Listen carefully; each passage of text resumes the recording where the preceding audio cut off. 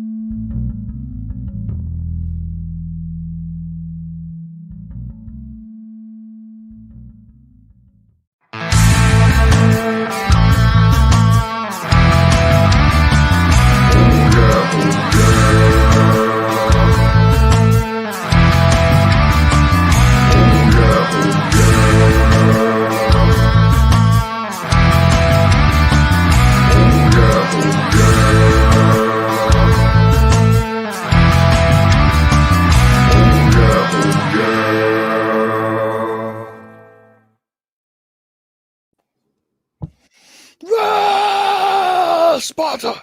Good evening, everyone, and welcome to Third. How's everybody doing? Hanging in.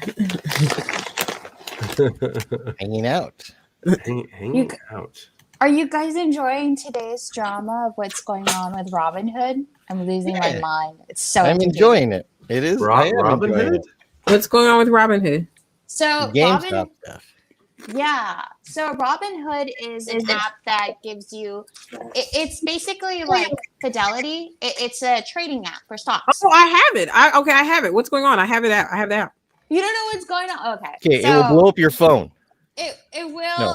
It's this You is will like die in this 7 days. right now. What's going on is like the Real Housewives of Wall Street. Like this is going berserk. So a lot of people wanted to stick it to hedge funds, but a lot of the public, like the general people, like you and I, wanted to stick it to hedge funds. As you know, GameStop is likely might not survive the Well, they're following supposed to go few out of years. business.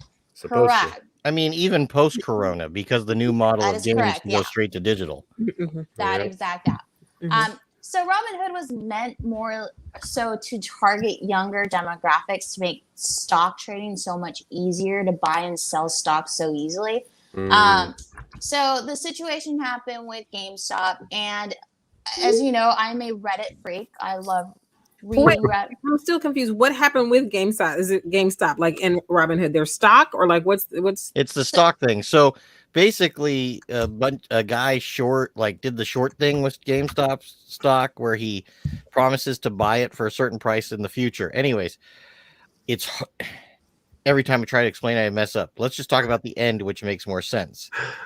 What happened is, it's people betting against a company. They're saying your stock is going to crash, and the billionaires did this with GameStop because there's the digital, like PlayStation released a pure digital version for cheaper that's selling a bunch.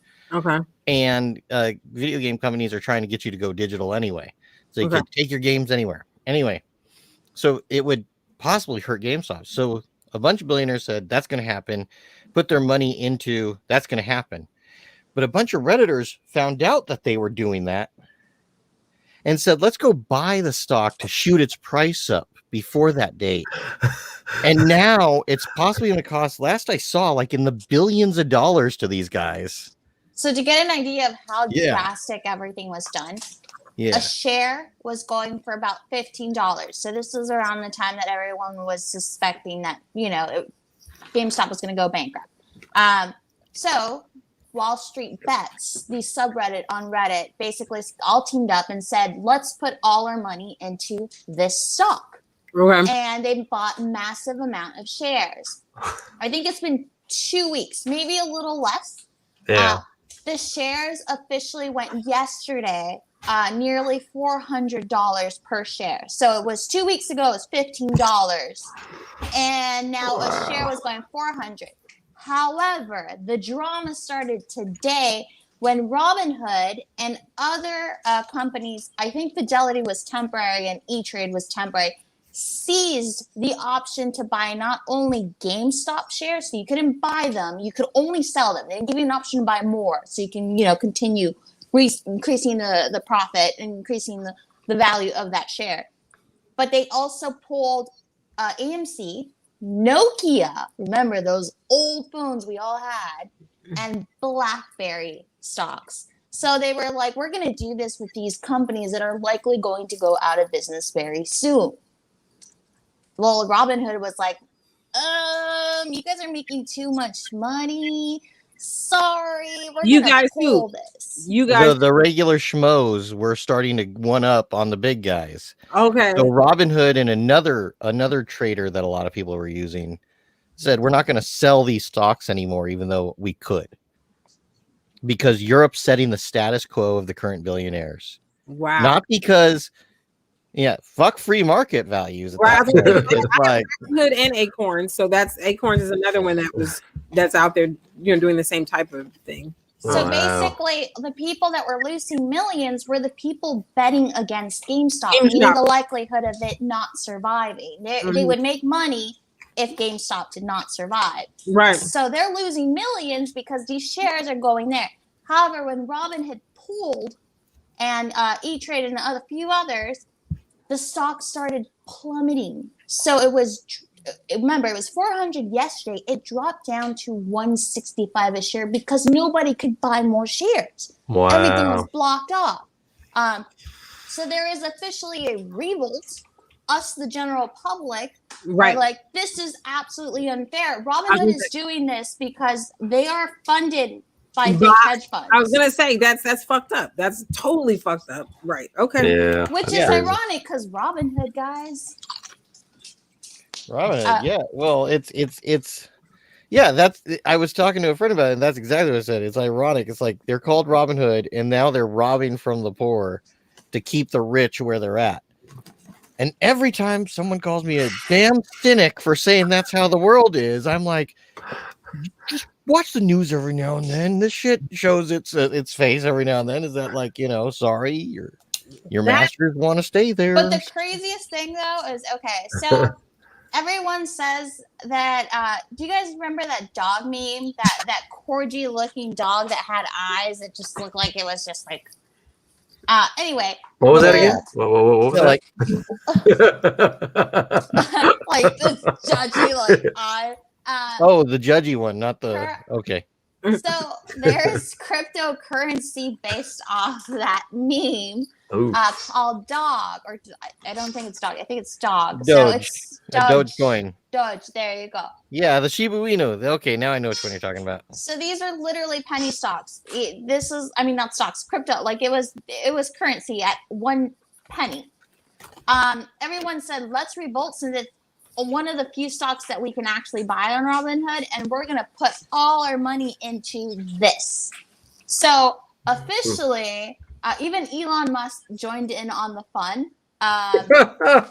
So as of right now, and I'm not gonna lie, I did the same thing. So it's really interesting. I put in I'm like, it's $100. If I lose it, it's totally okay, and it's worth it over a meme. So whatever. So this penny cryptocurrency is officially now valued at 5 cents as of tonight because everyone's putting all their money into it. Wow. People, let's say a person put $1,000 worth of that penny.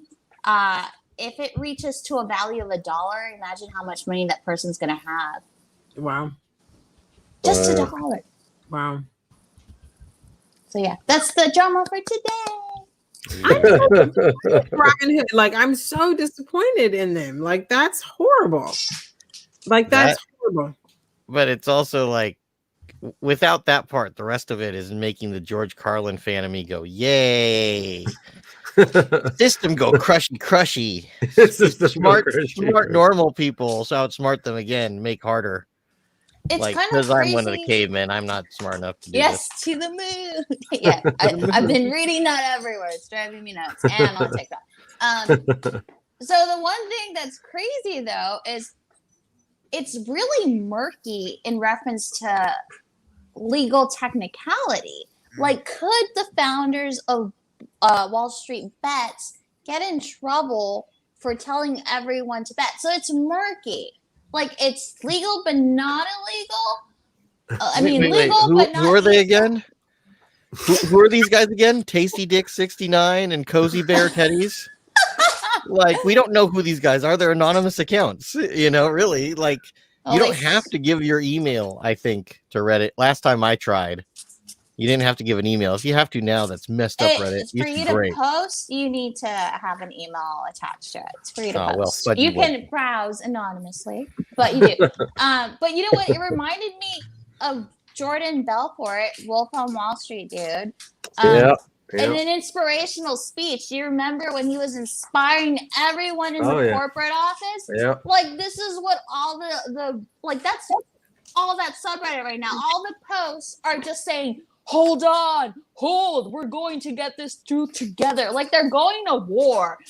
Hold your horses, we're gonna do this, we're going to revolt, we're going to fight. And I'm like, holy crap, this is like Wolf on Wall Street, but publicly online. It's great. It's great because social media and the internet has allowed the common man to interact and communicate as fast as their leaders used to, and their leaders like, oh crap, this could change the power structure, and good riddance. I mean, I think it's just what it is. I think it's just what it is. I so stand with all the Redditors and subreddit folks. I stand with them. Like, I wish I had known. I guess I'd have bought something too. But seriously, bought something and then took it out. Sergio says it's pretty badass. I agree. I mean, because I think this is where the change in the world actually happens, right here in all these things that they created for one thing, but there's no stopping millennials. There's no stopping Gen Zers. In another 10 years, these are the grown folks. These are the people who are going to be taking care of some of us. And yeah, we want smart folks. We want folks willing to innovate, willing to do it different. I think what's powerful about it is that they've understood the system and flipped it. And that's the shit. That's what we want, though. You know what I mean? We want change. The problem is they're pulling the rug under them. Like corporate Wall Street is pulling the rug under them. I have tears. I have so many tears. The good part about that is it exposes it. I was going to say, but at the end of the day, like, power doesn't concede without a fight. Like, we still have to see how it's going to unfold. The great Frederick Douglass said that power is not going to concede unless and so they're going to fight. But I think ultimately, it may, however it sounds to everyone, good will prevail. I really believe that. I'm with the Redditors. Hold on, like, just hold on, because I feel like they don't have good intentions, and good intentions just never. It won't go where they think it's going to go. Like, I think it's just going to turn out another way. Like, I really do. I do have to laugh because the phrase a good way. Oh. Yeah, Ed has a good statement there. Mm-hmm. This is revenge for what they did to Black Wall Street. Never forget. Never forget. A lot of those guys are dead, though. But but this is like, bruh, Braveheart. Well, right, but let me go back to this. Something that Dan just said. It's not about whether physical people are dead. All of that stuff is anybody. Like, but that's an energy and it's a spirit. And what we're trying to do is kill that spirit, kill an energy that thinks that it can take advantage of predatory capitalism. Right. So it's not. I do like the, but I do like the phrase. And the last survivor of Black Wall Street just died last year. Like, I mean, I got to meet the survivors about 14. I got to meet some a few years ago. Like, it was 2007, a while ago.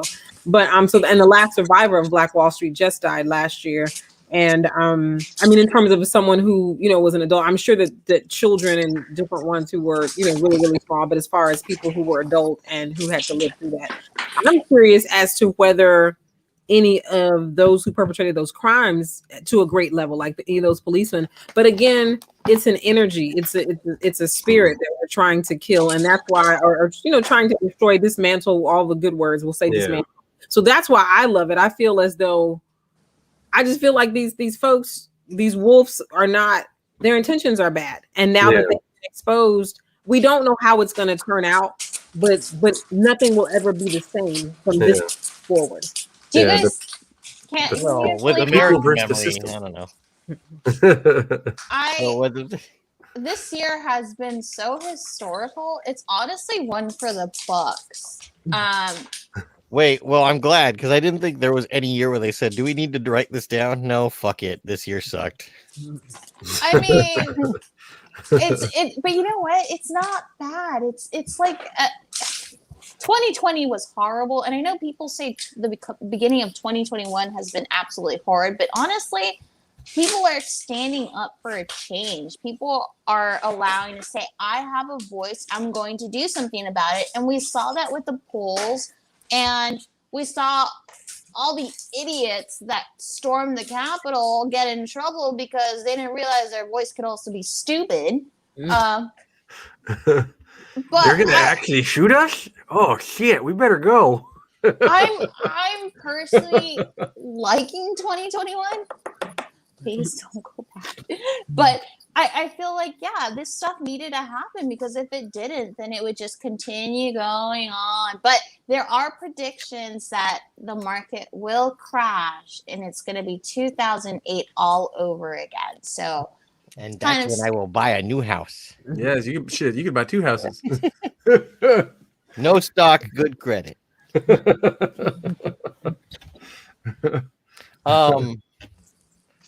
But speaking of that, there are businesses out there. Hold on one second. Ed Namrock has a comment. Is that for real? And now the head of the Proud Boys turned out to be an FBI informant. Yeah, I wouldn't be surprised. That's the type of comedy that we need in this time. Like, wow, that's a good writer. Surprised. I don't he's think not any even writer has ever white. thought of doing that. Is he? Yeah, I wouldn't be surprised. Is he technically white? He looks like he's mixed. Like Wait, did you say technically white? I'm going back to the whole official government document where you're like, if you're mixed, you're either white or you're one, and you're like, what am I? I'm other. If you get the other option. Sergio says he's technically white, and Ed Ramrock says he's Cuban. Fight. Probably mixed. Cuban, they identify as white. Even if there's a Hispanic Latin option available on the box, they always identify as white. To them, that's how it is. But okay, that explains it. See? You don't want to pretend to be a tourist on your own island. Okay, so, all right, so I hate this. Like, so he's cooperating with them and he's helping to convict people. He was in 2013. So it's a while back ago. He's denying it now, but the FBI could not verify any information if he was cooperating. Oh, they're not trying to collapse their own house. They're not gonna. We'll see what they tell us. I do love what Reddit also did to the Proud Boys, though. What they do? So like our gay and our suddenly gay and all that kind of stuff would show, and like some celebrities like Neil Patrick Harris and his husband were presenting, yes, we're some Proud Boys also, proud of our marriage. And so it was a bunch of gay guys knowing that we're going to use these guys' homophobia against them, and we're going to make the name synonymous with us enough on the internet so when you Google it, you find pictures of gay couples. These are some Proud Boys. Interesting. Reddit did that as well. It was Ave Maria. Reddit is doing some powerful stuff. I just learned that they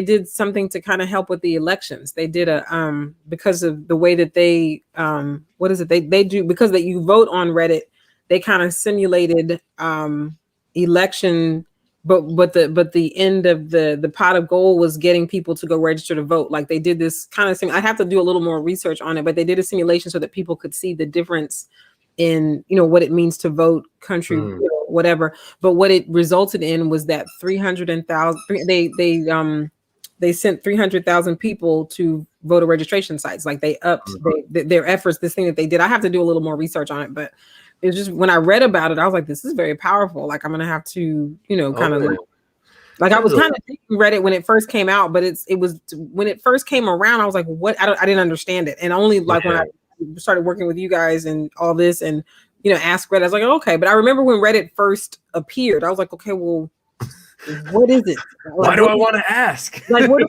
you doing here? Like, and it didn't make any sense. But now, 10 years later or whatever, however long they've been around, I was like, okay, well, I guess, okay. When the bullies were too strong, the nerds make law. And when law didn't go far enough, they made the internet. Oh, okay. Here's something interesting that they've been talking about now also for nearly almost 2 weeks is Periscope is getting shut down. I'm not shocked. Who uses it? The only guy that we do, damn it. Yeah, we do. Watch us on Periscope. Do we have any viewers on there? I do. And I didn't know. Hey, don't short Periscope. They'll bet against you.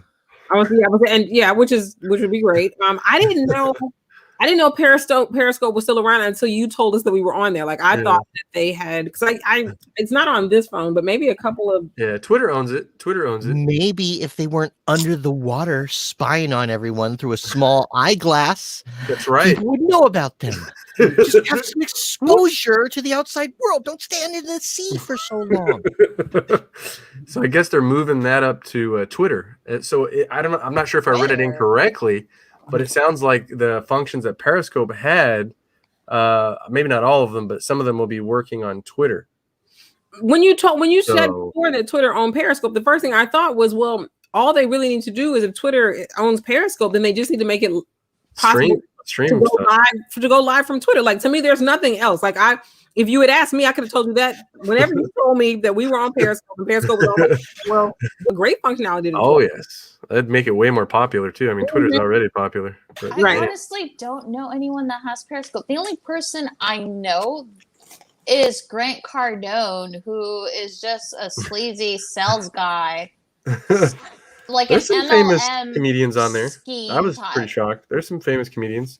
Joey Diaz has like, I don't know, was it 250 or 300,000? There's some Joey people on there. Diaz That's is like old school though. Well, thanks for having us, Periscope. It's been Thank you. All her this fault. show is goddamn banned. It's over anyway, Jerry. Just get the shit out of your desk and let's leave this building. That's okay. It'll prompt up LinkedIn more, and we'll have Twitter pulling some more weight there. I still don't get. Okay, so LinkedIn is basically like Facebook, but for like working individuals, right? Where you have your resume posted. Like, I'm still trying. It started out that way. You're correct. That's what it was originally. It was originally just for professionals, working people to connect. But I think they're evolving it, like all businesses. They want the money. LinkedIn has really. It's so funny. I remember in 2000, like the year I got on Facebook. I got on Facebook in 2007, and I remember a bunch of us in my circle of friends, because we'd all worked in the industry, worked in different things, so we were very much kind of always the group of early adopters, and we were all discussing what we liked better, LinkedIn or Facebook.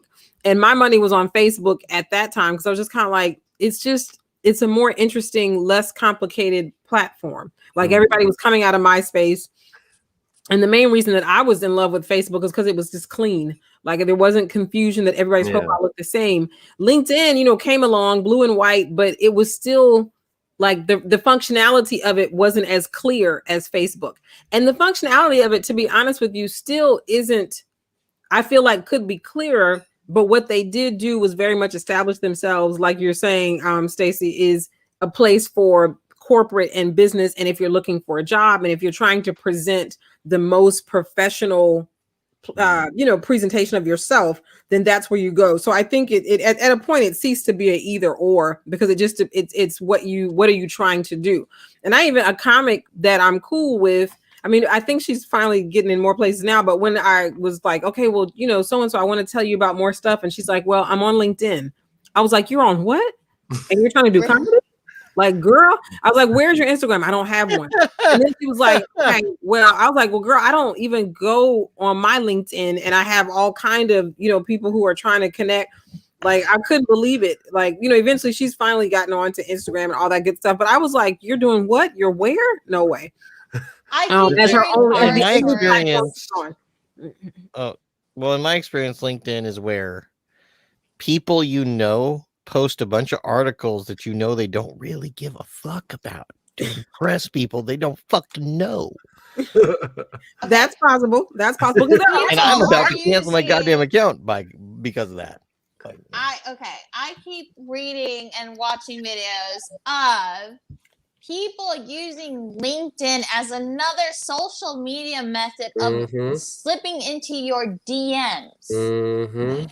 Men have the audacity of using Who wants to slip into your dirty mittens? Dirty mittens. It's not a nice way to talk about little baby kittens, all right? Who stole your mittens? No, I hope or not. That's horrible. No, but LinkedIn, it's supposed to be something that's just for working professionals. That's technically what it's supposed to be. And I think, or people who, just like you said, Seven, who have professional things that they're seeking after. Because you can be unemployed and still get on there. Oh yeah. Be an owner of a business or an out of work actor. I mean, there's people who've hit us up to get on the podcast from LinkedIn. Interesting enough, LinkedIn. Yeah. I mean, I'm on, because here's the thing. But there are a lot of good companies on there, a lot of like entertainment companies, reality companies that are doing things. So you just have to really know how to navigate it, because even on this app that I'm on, Clubhouse, the VO artists on there are talking about, like, if you're trying to get certain types of VO work, go to LinkedIn and look up these companies, look up, there are companies and you look up creative directors and artistic directors, and you will find people that you can start submitting your reel to. So I think, again, the issue I have with LinkedIn is I feel like it is not as self-user friendly as everything else. I think it is a very profound place to go, but to me, it's not like when you step onto that landscape, you're like, what do I do? Like, you got to really like talk like, hey, come here. Can you tell me what to do? Whereas if you step on the landscape of Facebook or everything else, it's just really clear. Like, even with little knowledge, you can go far on Facebook, Instagram. With little knowledge, you're like dead in the water on LinkedIn. Wait a second, Lauren. You met Stefan on LinkedIn. Did this man casting couch you? No, met him on MySpace. On MySpace, I was looking. I'll give you the really quick scoop because we have a guest coming up soon. We were out of a bass player. Our bass player left the band, and I went on to MySpace because at that point in time it was a really hot place to find, other musicians, and that's, I was looking for a bass player, and I sent a lot of people messages, and she could even tell you my message was not, "Hey baby, you hot, what's up?" It wasn't like that.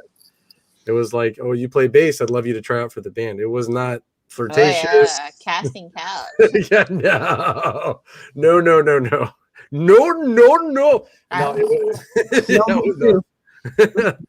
And it was just straightforward. And then, over time that didn't work out. And then, I thought she was cute and I asked her out on a date. It was nothing crazy.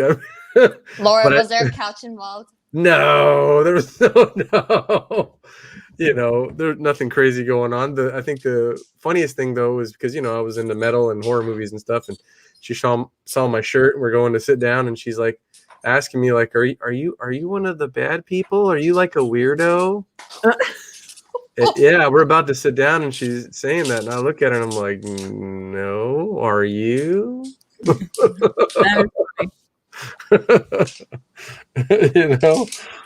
Oh man, and that's when I had long hair. My hair was way past my shoulder blades. You had long hair? Oh yeah. I need to see pictures. So long. Yeah. No, not like that, Dan. If I had hair going that way, that'd like be when weird. I forget my mask. Oh, what? No, just I'm not one of those guys that goes in. This worked just fine. I got a doctor friend I know that tells me that this is good enough, and then the CDC can go fuck themselves. Yep. Dan, be honest. Does that was a whole lot. What just happened? Yeah, yep. The places where they end their sentences. Yep. Dan. Don't go there. There's gators in their backyards. Gators? What's Yeah, up right there? I'm sorry. Oh, I had to leave for a little bit. Where did you meet your wife on MySpace, Dan? Tell the truth. Tell the truth. No, I met my wife because I was single and I had given up looking for women because I thought there was no hope in it at all. And then my friend said, "Hey, you're going to the beach with us today." And I go, "Why do you say I'm going?" He goes, "Oh, you're going." And then they hooked us up, and it was supposed to be just like a fun thing, and then we ended up actually liking each other. So hey, that helps. Yeah. It helps. Because we were both like, we had a relationship, and then I don't know. I think it was a whole year single. I don't remember. It's a sad time. I call it the dark ages, and yeah.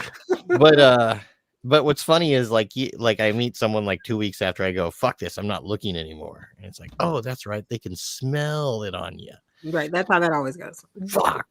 Desperation. They can smell like you're trying. They're more into oh, he doesn't need me. Oh, he's thirsty. Him or into that alley. But You know what? You're right. Actually, I think I've realized that when I'm not really actively looking to date or anything like that, I have a bunch of messages and texts from men just being like, "Can we go out?" Like I really hope he's not watching, but I already have Valentine's Day plans, and I wasn't even thinking that far ahead. And I'm like, oh, okay, okay. I mean, I wasn't expecting it. Like, I thought, I'm like, can I date? It's a pandemic. Is it socially acceptable to date right now, or should I just not shave for the next month again? Like, TMI. Okay. Well, let's bring up our guest. All right, and so I want to introduce Thania Dunda. So I'm very excited. First of all, this is a comic that is a fellow Pretty Funny Women alum. She is amazing. Thinya Dunda is a stand-up comedian, actress, writer, and producer born in Kenya. Yes, Thinya from Kenya. Or Thinya from Kenya. To keep it simple, she spent the first half of her life in Vancouver, British Columbia, and at the age of 11, her family moved to Charleston, South Carolina, and that's when she realized she was Black, y'all. An actress based out of Los Angeles, you may have seen her on Shameless or loosely Exactly Nicole. All right, welcome. Yes, welcome. I want to say it right. How are you doing tonight? Oh, we can't hear We you. can't hear you. Are you on mute? Oh no, No, the she's not. hush It doesn't from say Buffy she's on the mute. Vampire Slayer got to her. Uh-oh. No. No. Uh-oh. Let's see. Do you see? Yes. Oh wait, it happened. It happened. You can hear me Yes. Yeah. Yes. now? Okay.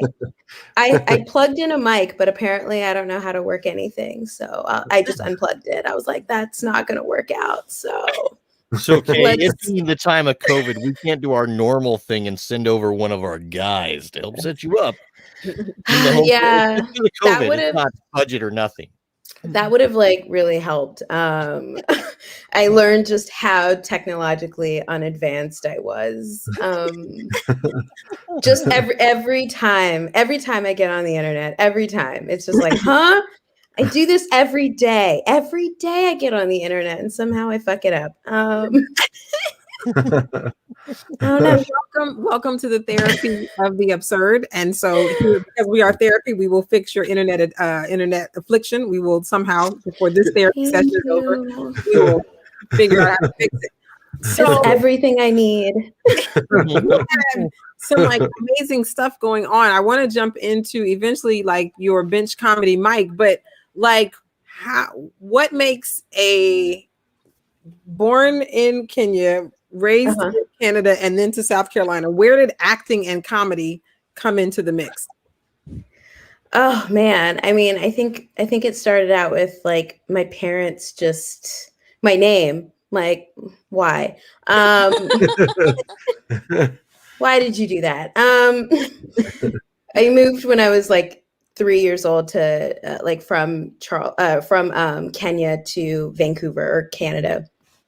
Comedy kind of, I was always the new kid, so I think it sort of just came with like having to constantly introduce myself and like make friends and meet people. It was like a way that I could just like ease into people, you know, like where people aren't just like, what's going on? Who you know?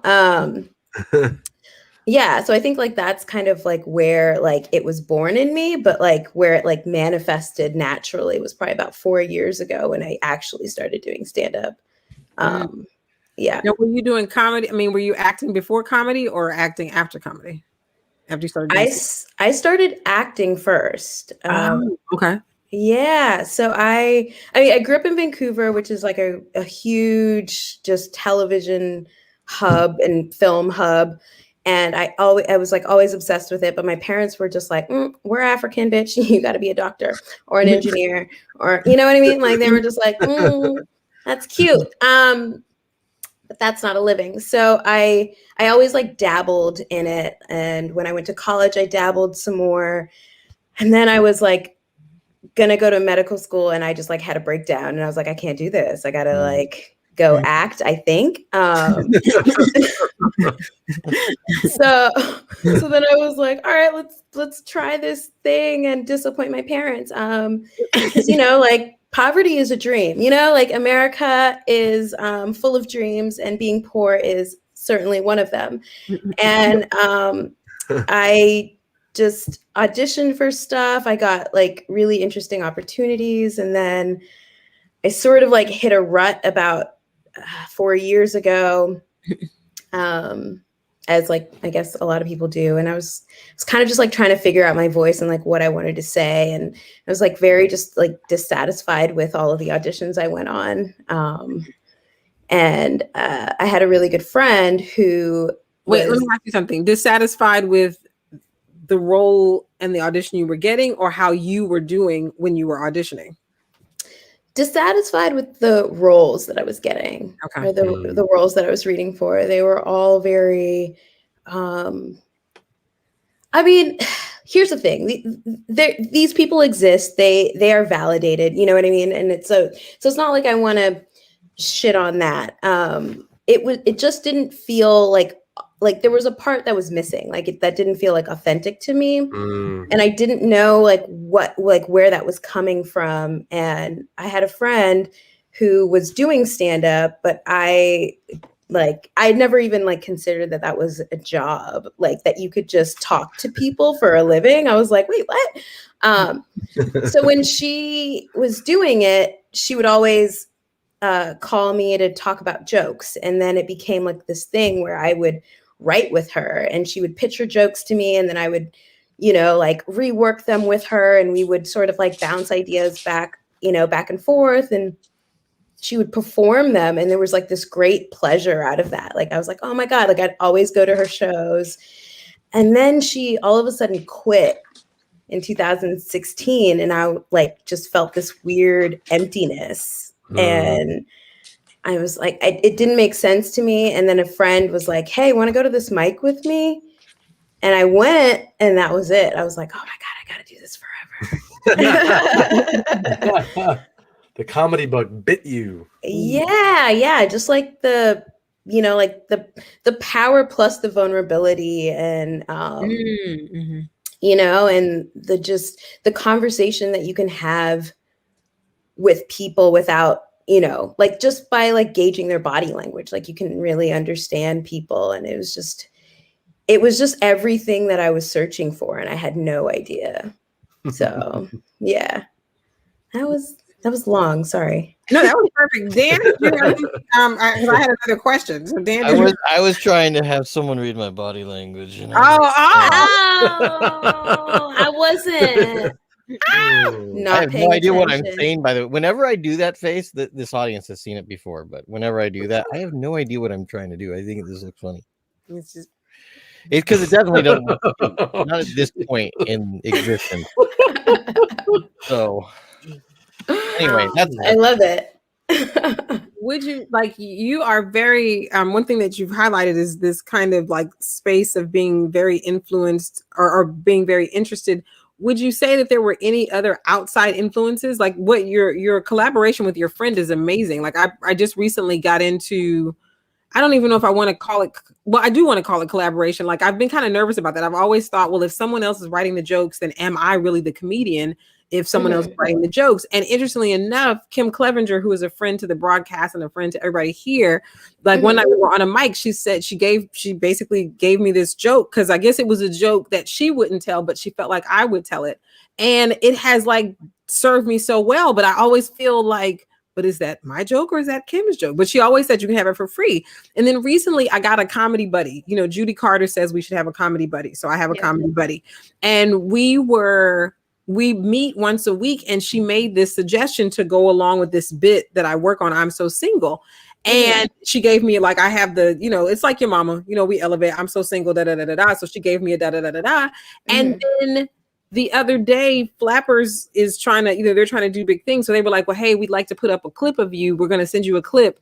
Tell us what you think. And they sent a clip of me doing the joke, the bit that she gave within the bit. Does that make sense? Yeah. So I felt like, am I really the comedian? I felt like, I know I'm the comedian, but it just, but even when I of course was excited to tell my comedy buddy, this is what happened. The first thing she said was, did they use our joke? And I was like, well, yes, they used our joke. Yes, they did. So that isn't, to me, to hear you talk about, that was kind of how you segued in, that you had been doing this thing with her. And so let's go back. How did it feel? I guess if you're watching her and you're seeing her do the material that, you worked with her on, how did that feel?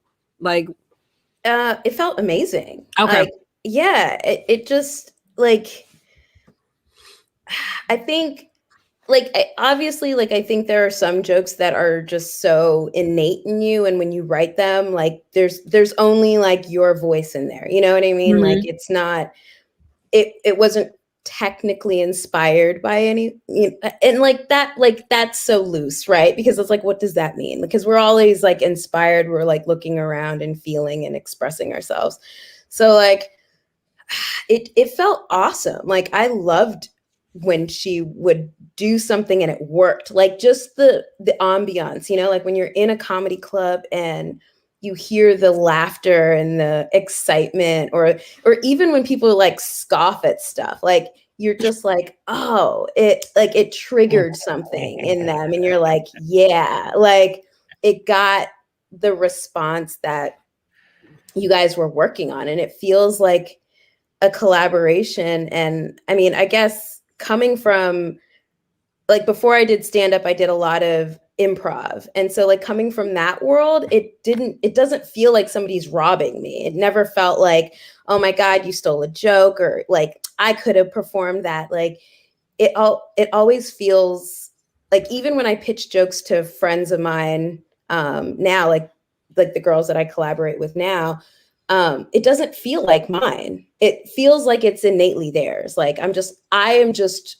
recognizing it and pointing it out, and they're gonna make it the joke, like they make it the thing. Like that's so okay. So I had other questions. I wanted to go to the CBC JFL pitch winner. Like I want to go to that, but like there's a whole lot of steps that we're jumping. Who else has questions here? Like this is also exciting to me. Nope, or just me. Oh no, I think that's awesome. The whole collaboration thing. I think that's definitely a part of it. And I think as long as people get credit for helping other people when it comes time, that doesn't matter. Did people laugh? Yes. Did people have a good time? Cool. Yeah. Yeah. That's And the way honestly, I look at it. I mean, yeah. And when that person succeeds, and they like, if they're your real friend and they succeed, they see you and they're like if they're in a writing room, they're like, I need you because you understand my voice. You know what I mean? So like creatively communicate. Exactly. Like you don't have to, like, if this person is like a real human being that you're collaborating with, because there are a lot of robot. There's some folks out there, but they look like me. Yeah, okay. Exactly. But like if they're real, like they're like, your collaboration isn't going to end there. Like they're like the Chappelle show, like Neil Brennan was a huge part of that, and that was like a thing. You know what I mean? Like I don't think Neil Brennan ever felt like, oh, I'm being overshadowed. It was like, I'm just being here and I'm able to witness and help this like incredible thing be even more incredible, Right. Yeah. I think eventually, honestly, like people knew his name just as much. Yeah. I've witnessed that people that are successful are the people that stuck around their own little group and they all helped each other. Yeah.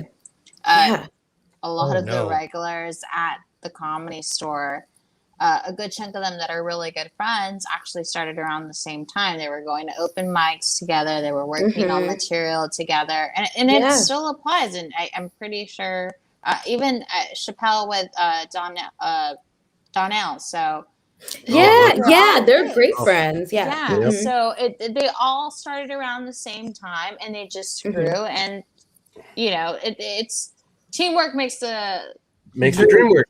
There you go. I totally forgot. And then there's a quote that I the Dana like that I say a lot too, and I hold it with this too: a rising tide lifts all boats.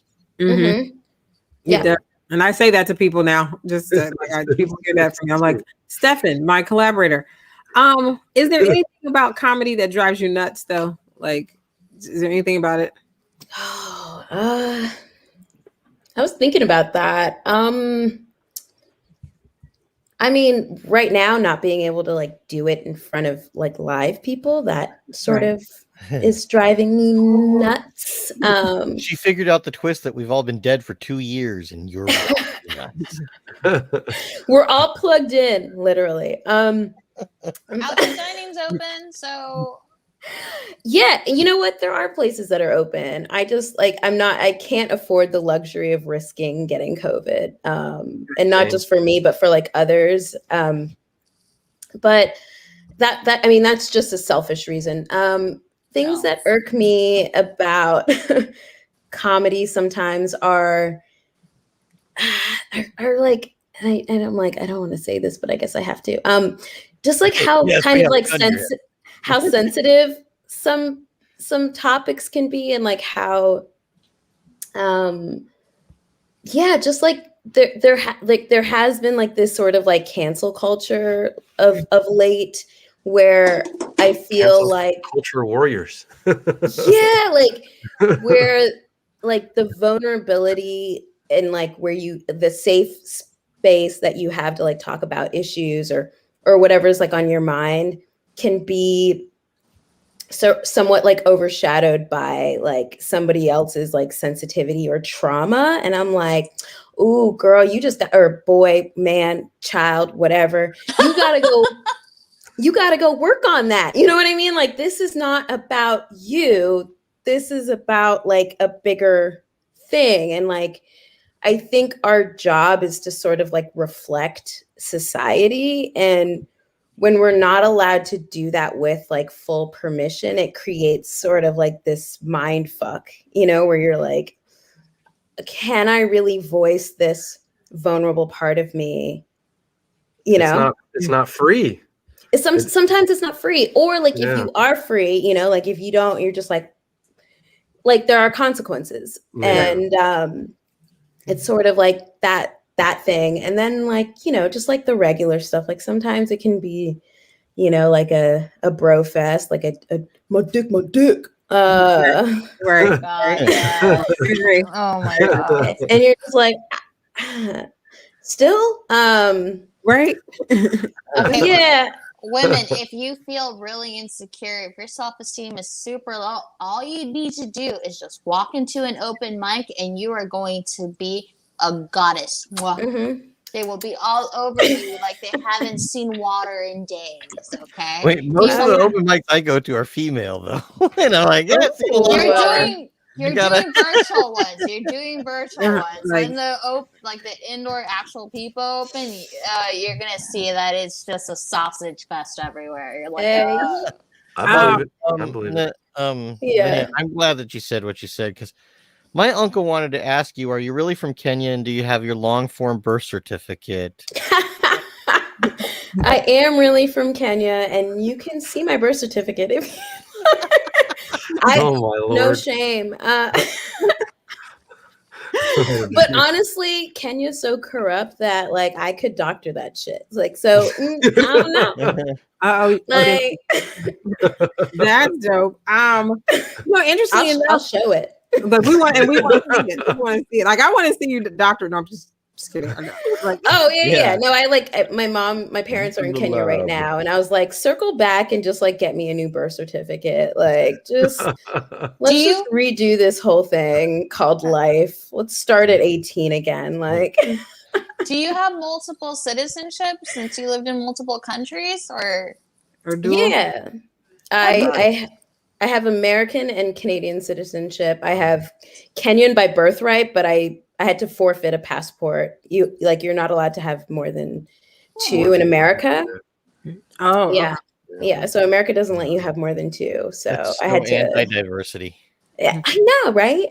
Yeah. Why can't I be a citizen of multiple places? Do you want to pay that many taxes? Is that what happens? Really? Not always. Right. Have you done comedy in Kenya? Have you gone back to Kenya and done any comedy? I have not yet. No. Are you trying to do it? Are you trying to do it? Okay. That was the plan, you know, before COVID, you know, pandemic, I don't know. When you go there, are you gonna Huh? When you go there, are you gonna say I'm Thenya from here? Yeah. I'm just gonna be like, I'm Thenya, and they're gonna be like, so is every other bitch. Like, that's Sarah here, bitch. You know, that's Karen. You a fucking Karen. Like,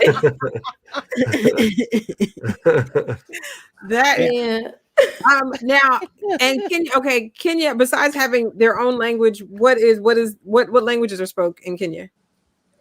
So Kenya like has a lot of different ethnic groups, or so there are 5 major ethnic groups, but the most commonly spoken language like that everybody learns in like school is Swahili. So like Lion King, you got it. Rafiki, friend, Simba, lion, like, you know what I mean?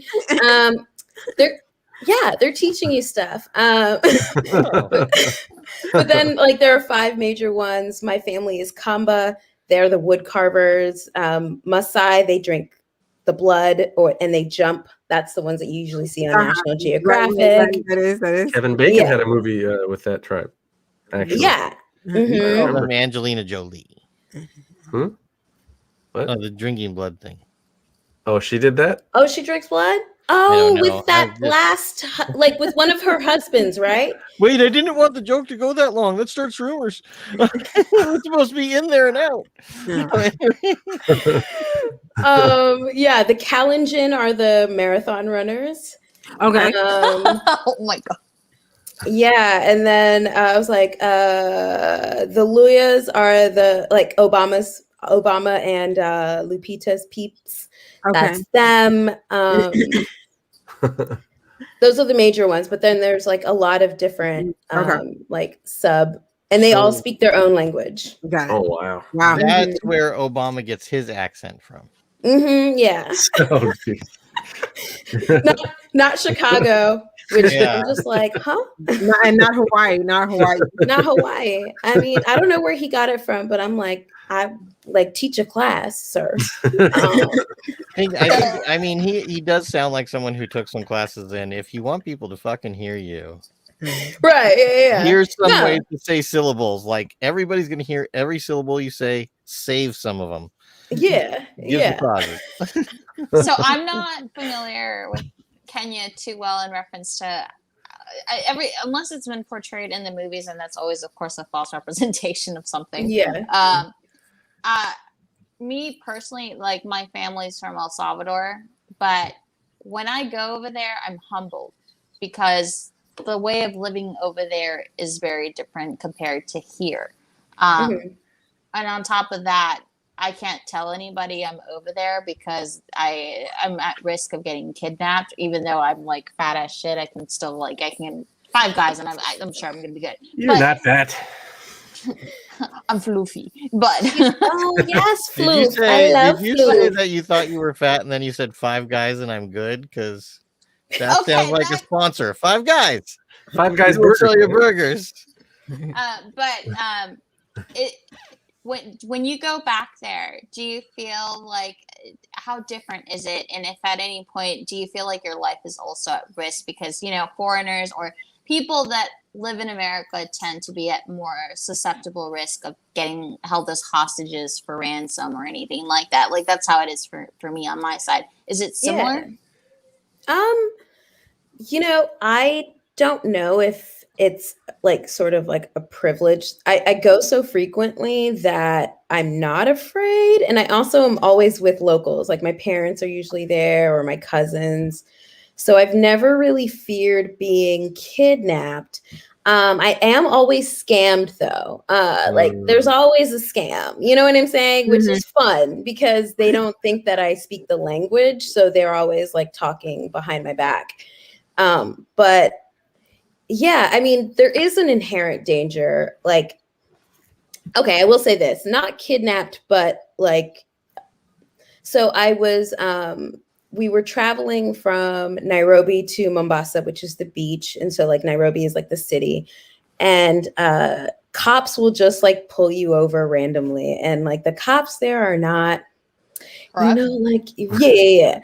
Like we saw a sign that said like, you are now entering a corruption-free zone. It was like, when did we get out? Can you guarantee that sign without a brain or a gun? Yeah. And then also like, I didn't know that I could have been scamming this whole time. You know what I mean? So like, oh man, all the way back there could have made so much money. Exactly. Like let a bitch know. And thank you for the sign. Like America kind of needed that, but but so we get pulled over by the police and they're just like, where are you going? We're like, the beach. And they're like, why? And we're like, we're on vacation. And they're, like I'm with like some of my American friends. And so of course they're just like, there's money in there. And so they didn't hold us, but they held us. You know what I mean? So they were just kind of like, you gonna pay and like until it's enough. And so it's kind of like the driver has to like be like $20. And then if he's like $20 more, I'm gonna have to pay inside. Okay. $200. Kind of funny to like $20. Okay, I'll take that one back. Oh no, that wasn't it. Yeah. $1. Except for they've got those like things that you go over with the like the toll, like a toll thing. Yeah, so like you're not gonna survive. Your car will not make it. So you're kind of at their you're beholden in that moment. Like yeah. So 200 got you across the spikes or like I think we paid 200. Wow. But I guess this is because I wanted. It was a heist. Yeah, I was gonna say so, but like they had to know you were Kenyan, but because everybody else was American, they were like, it just is what it is. That's common corruption. Unfortunately, that's like the same thing. Yeah, the same thing in Mexico, the same thing in El Salvador. Wow, locals. Which is why I was asking. Yeah, like there's a big difference. Like.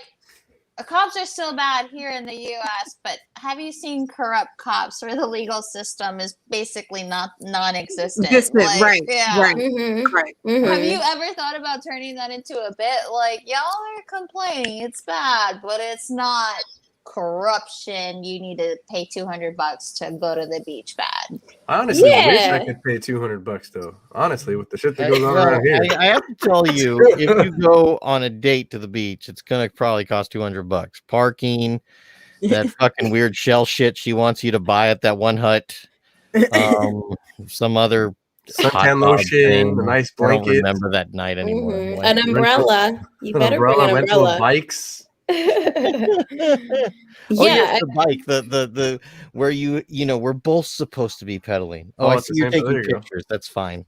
Yeah.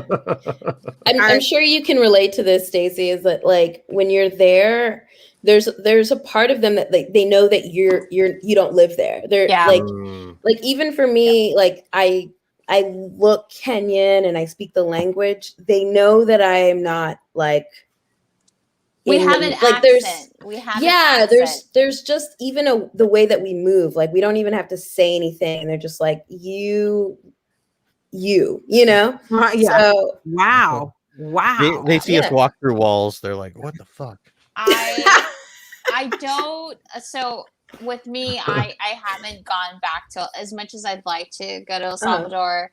I haven't gone back because it's pretty obvious that I'm not local. Like if for me to seem like I'm not local, I would have to grow out my hair, not wear makeup really, and get very humble like clothes. Yeah, change your wardrobe. Everything has to change. Yeah, the way that you walk, your confidence, even that is a thing. Like because just the temperament of people, like it's just different. Yeah, I mean, if I went back to where I grew up, I would have to shave my beard, or they would do a terrorist call on me.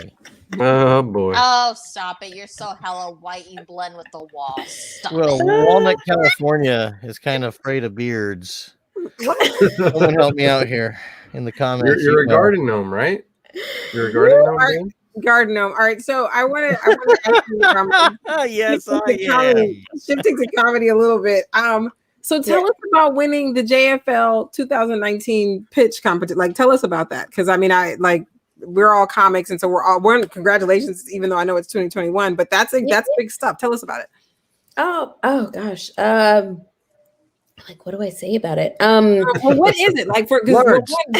I mean, if people don't know, Just for Laughs, it is Just for Laughs, a huge comedy festival in Canada, right? Mm-hmm. Yep, in Montreal. So tell us about the pitch, being a pitch winner. Like, tell us about that. What are you pitching? What are you pitching?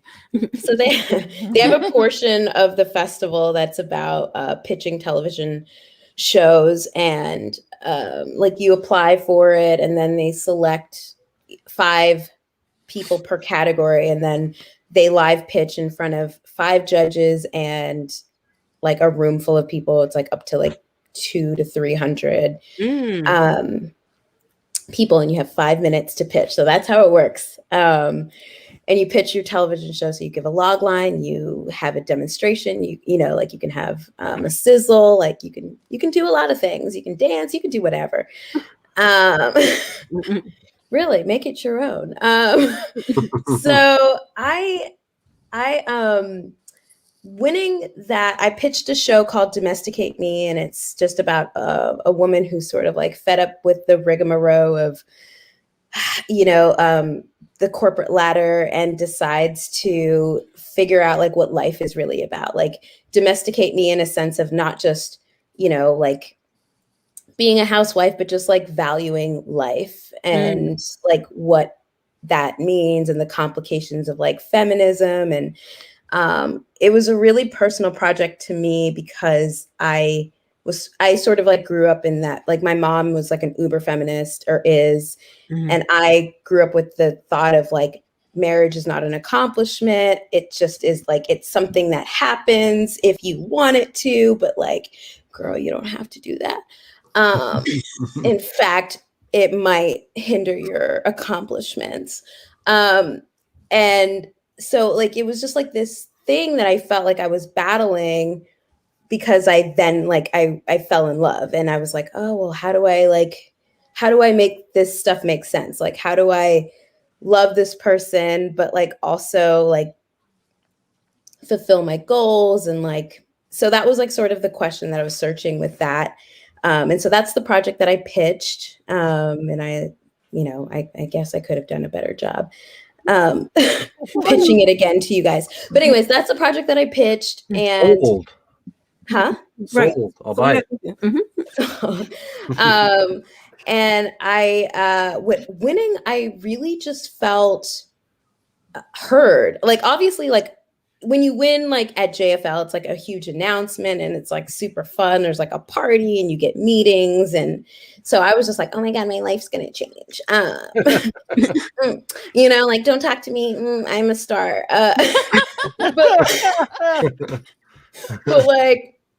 But like that didn't happen. It's characters like that they know, like, oh, she's not from Kenya. Did you hear that? Yeah. Well, I mean, and that's why like I do like an impression of my mom, like during the pitch. Like I'm just like, you know, like I talk about witchcraft and just like the way that I grew up, and just like the weirdness of it all, and you know, just like the complicated way of just being like, well, what now? And yeah, so like after I won, it was like, obviously like being there felt really incredible, and I made like amazing connections. And yeah, I just like, I did think that like my life was going to be different and it's not, but I mean, it is different. Like it is different. I won't lie. But the biggest thing that I got from it was just being heard. Like I felt that like, I didn't know how the project was going to be received. I'd never really shared it with anyone. And it just was like nice to like, I was like, oh, like other people are thinking about this, and other people are challenging like what feminism is, and other people are, you know, embracing a different side of themselves and just moving through life, you know, like asking and not knowing, because like that was like the one thing that so there's like a talk back, and they're like, so what, you know, like what is the point of this show, and like why you? And I was just like, I don't want to pretend that I know anything. I don't. I just want to ask the questions, and I want people to feel like their questions are heard, and that you can have these questions and not be a bad person. Like you can look at that, you know,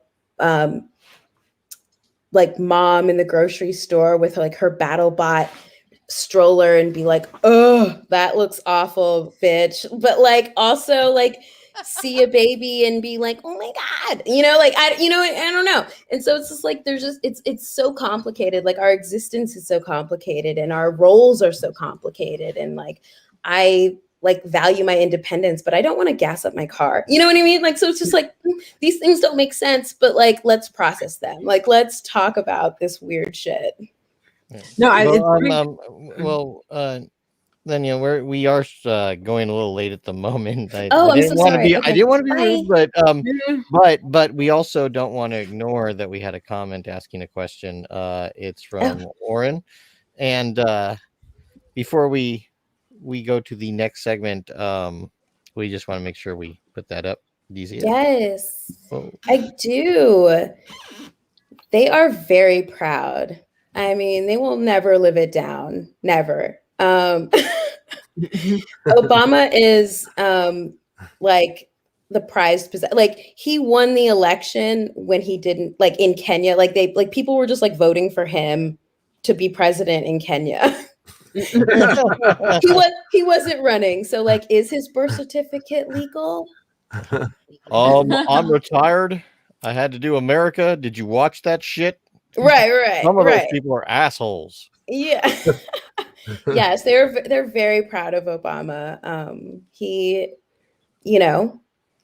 he represents, obviously, like he's not a perfect person. There were drone strikes and there are things that people are not fans of, and I might not be either, but like he represented just so much for people. So for that, like nobody's perfect, and I think that we can accept that he did his best. Right. But holy shit, like the last 4 years of somebody not doing their best is he landed a falling plane, and it was good. Good job at landing the falling plane. Right. It was definitely Sully. It was just like, oof, wow.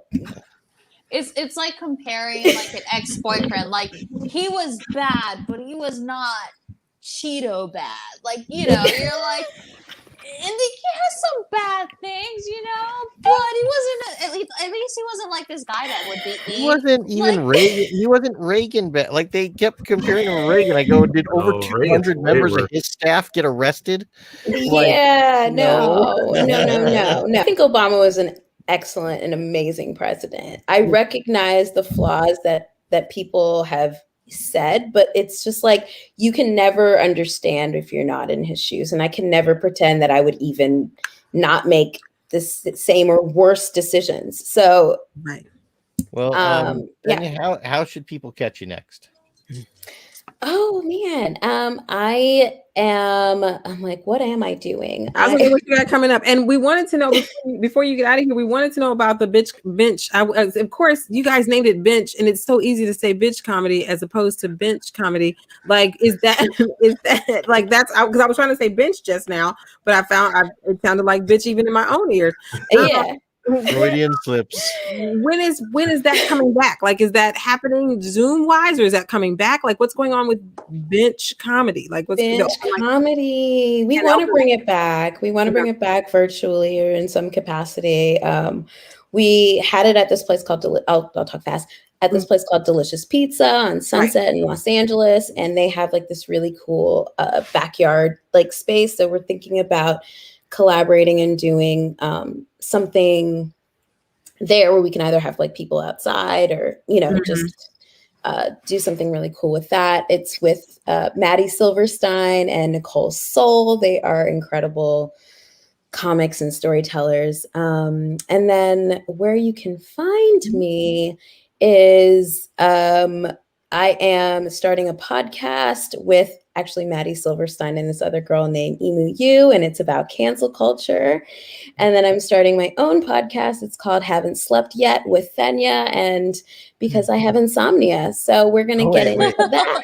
The full name is Haven't Slept Yet with Thenya. Mm-hmm. Yeah, Haven't Slept Yet with Thenya. Yeah. Oh.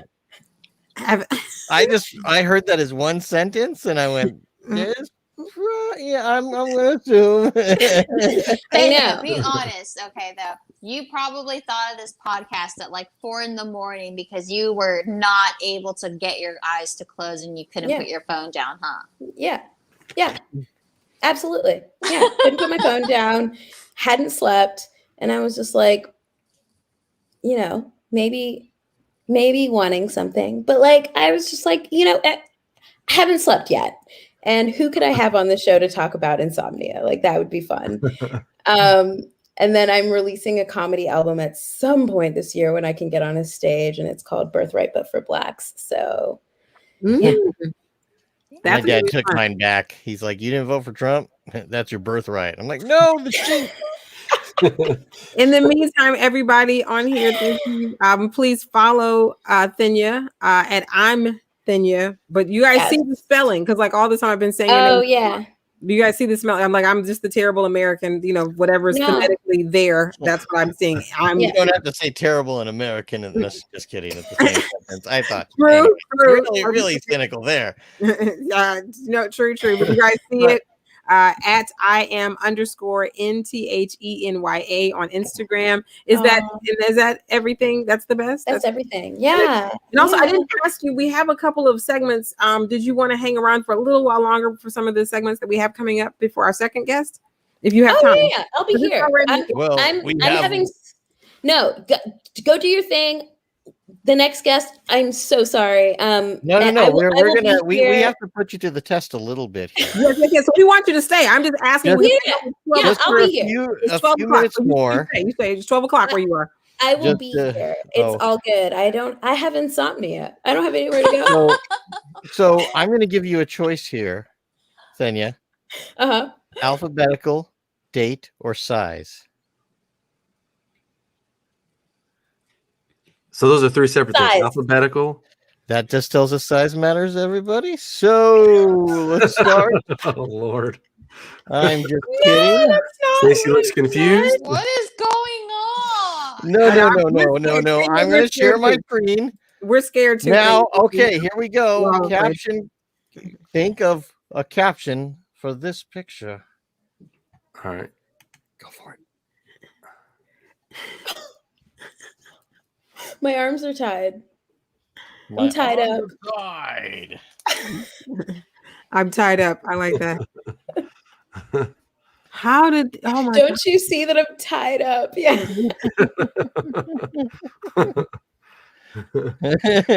Wrapped around this pussy?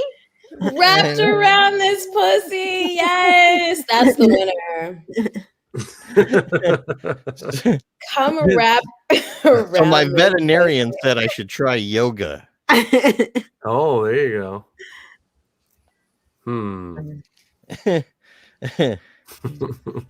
Oh my, this one's hard, everybody. I picked a hard one for the first one. This is a hard one. This is like the highest pixel image I have, which what it is? Voting well.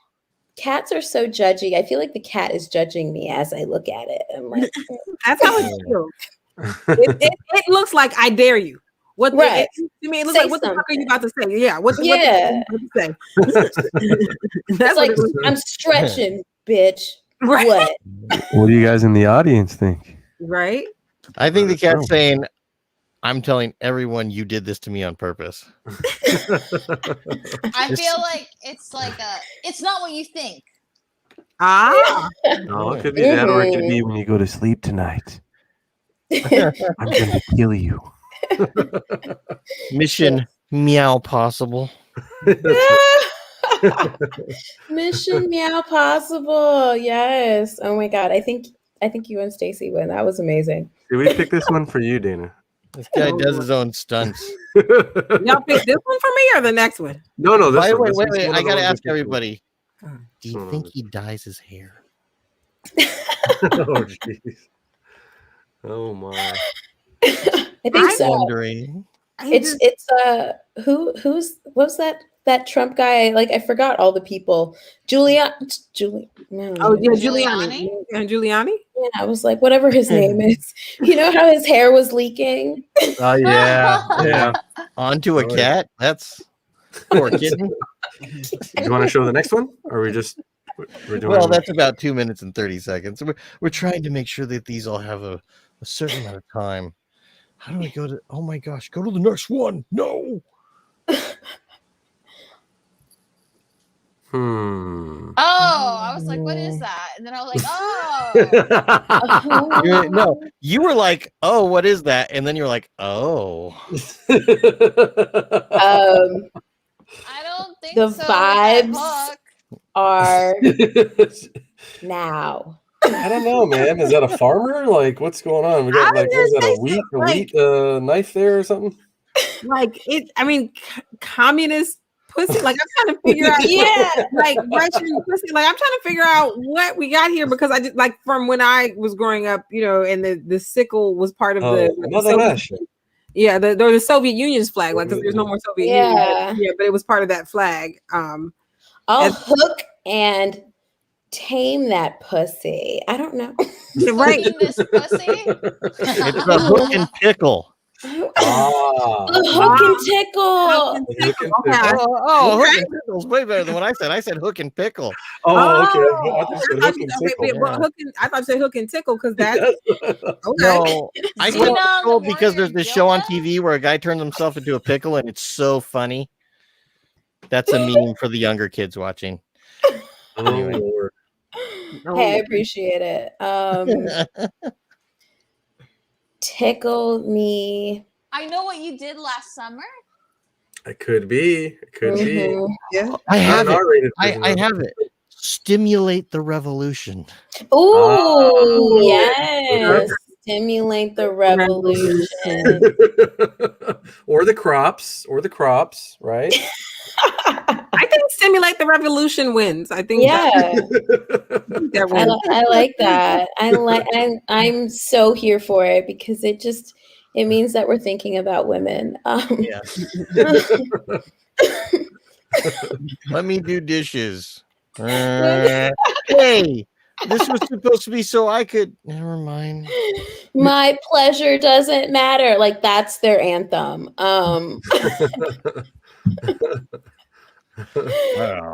Let's see what's the next one.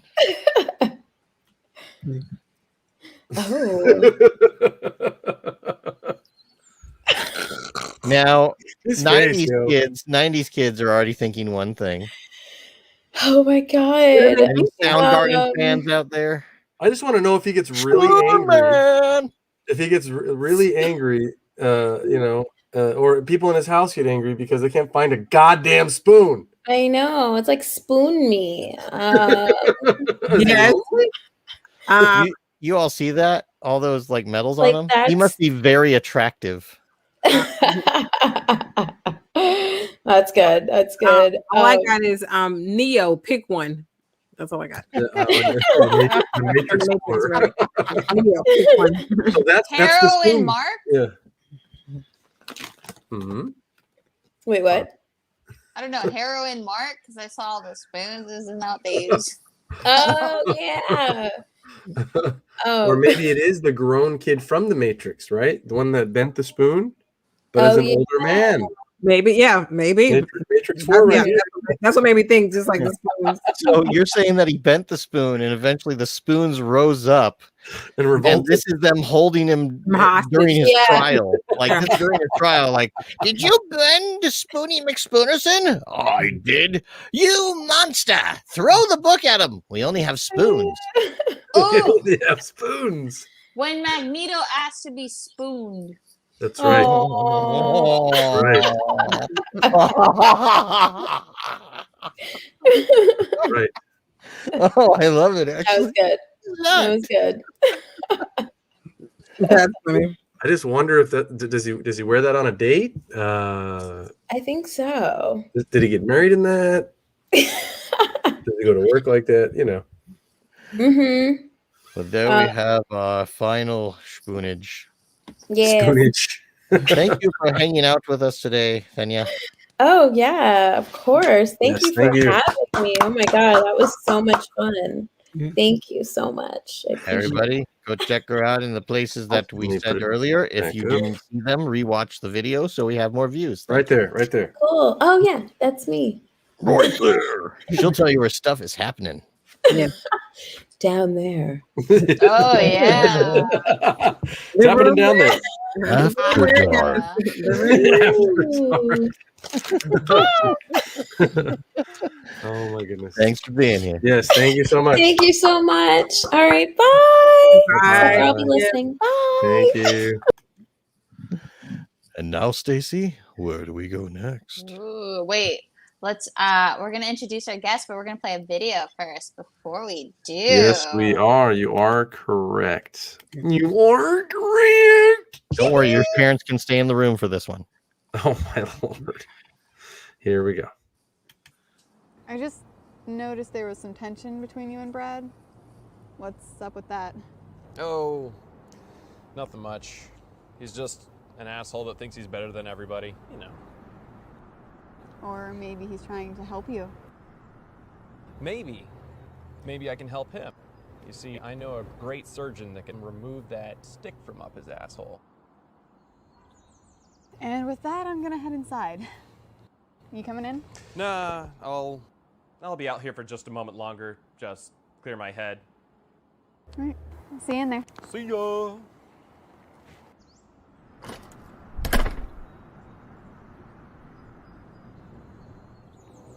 Of course, Dick only gave me 4 cigarettes.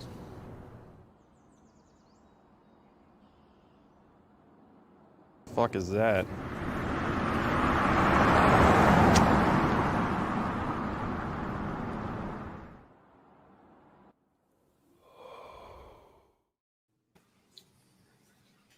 The clip that makes you wonder, there's more. Wait a minute. That clip just made me miss smoking. Let's Especially smoking with introduce. ink on it. I'm so happy to announce my friend and incredible actor and comedian Dan Pena. Yeah. What's going on, everybody? Good to see you.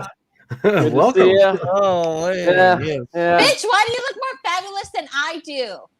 Well, I don't mean to brag or anything, but I'm a movie star now, and I made $237 on GameStop. Yeah. So when you're making that kind of money, you just have to dress the part, you know. Yes. Yes. So you held, you didn't sell. Oh, I sold. That's how I was able to come up with the $237 to buy this jacket and these cool glasses. And the rest of his necklaces were obtained the Mr. T way, where he found them from people that left him at the club. Yes. I had a little change left, so I went to the thrift store and got some change. Yeah. God, I'm so jealous. Yeah. You look like you do a lot of coke and Molly right now. I can't afford it. I already spent the $237. I don't know if that's going to buy you a lot of Coke and Molly, but what do I know? Is it me or is it just hot in here? It's probably that jacket. Oh. Yes. Don't call PETA. I just all I could hear was Benny and the Jets. That's all I could hear. How are you guys doing? Thank you for having me on. Thank you for being on the show. Thank you for being here. Yeah. Thank you. So We're doing pretty good. Hey, I noticed something on your face. Sorry to jump in there, Stacy. Sure. But you have a rather cute old dog, don't you? I do. Yes, Grendel is his name. He looks like an old man, but and he is now, but he's always looked like an old man. So okay, I'm trying to summon my dog that looks exactly like your dog, so your mind can be blown. But she's not answering the fucking text because no fucking thumbs. So you're trying to text your dog? It's the family plan. If you use it, you don't use it, you lose it. Like, yes, he also got the dog. No, I'm trying to get my wife to bring the dog in here. She's like, I'm not your secretary, it's your show. You don't want my dog in here. She'll crap everywhere. But yeah, cute little dog game. I didn't even get to tell Dana. Dana, right before we had to go on, the dog decided to do some business. Oh. Why are Sorry. French bulldogs such feisty little bitches? I mean, technically, she's a female dog, so. I love French bulldogs just because they have such an attitude and persona. My dog's just annoying as hell. Oh my god, let's see this dog. Look at that! Like I looked at your Instagram. Like, wait, he took Maisie and took pictures of her.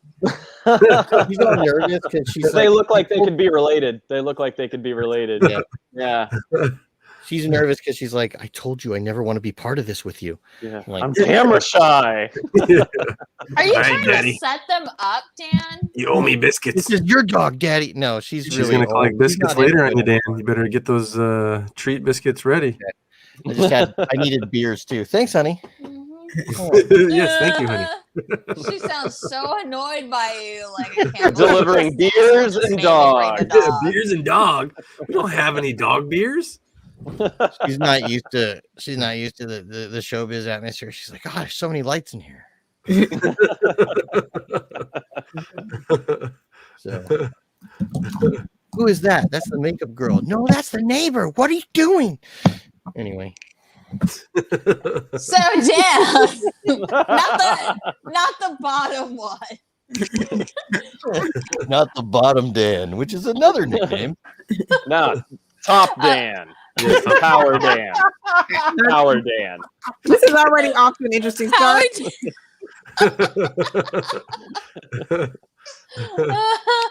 I gotta take this seriously. Damn it. So you're not only an actor, you're a stand-up comic, which is how we met. What inspired you to get into the entertainment industry? What made you say, hey, I'm going to go start acting and then I'm going to go start doing stand-up? I thought, what is the fastest and easiest way to get money, women, and power? And I was like, comedy, duh. So then I got into comedy, and clearly it's doing very well for me.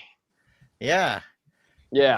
It had nothing to do with the fact that I was going through a breakup and just needed something to do. You know, yeah. Was somebody it a breakup dared me. For you too?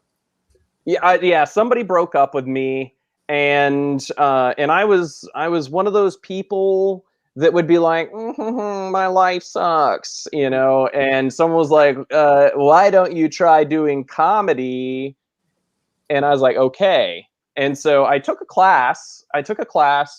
at one of the comedy clubs, and they had like one of those like showcases, and there was like one of those scouts from the Comedy Store, albeit it was like a scout that wanted to do like pay for play, you know, bringer shows. Yeah. And but being naive, I was like, yeah, I'll do your show at the Comedy Store. And so like only on like my third show I had ever done was on the main stage at the Comedy Store, and it went well. So ever since then, I've just kind of been doing comedy as a way to keep myself busy because I get bored easily. Yeah. And in my experience, also pay for play goes way better than blow for go. Yes. I don't like that one. I always have to get like a sandwich after or something.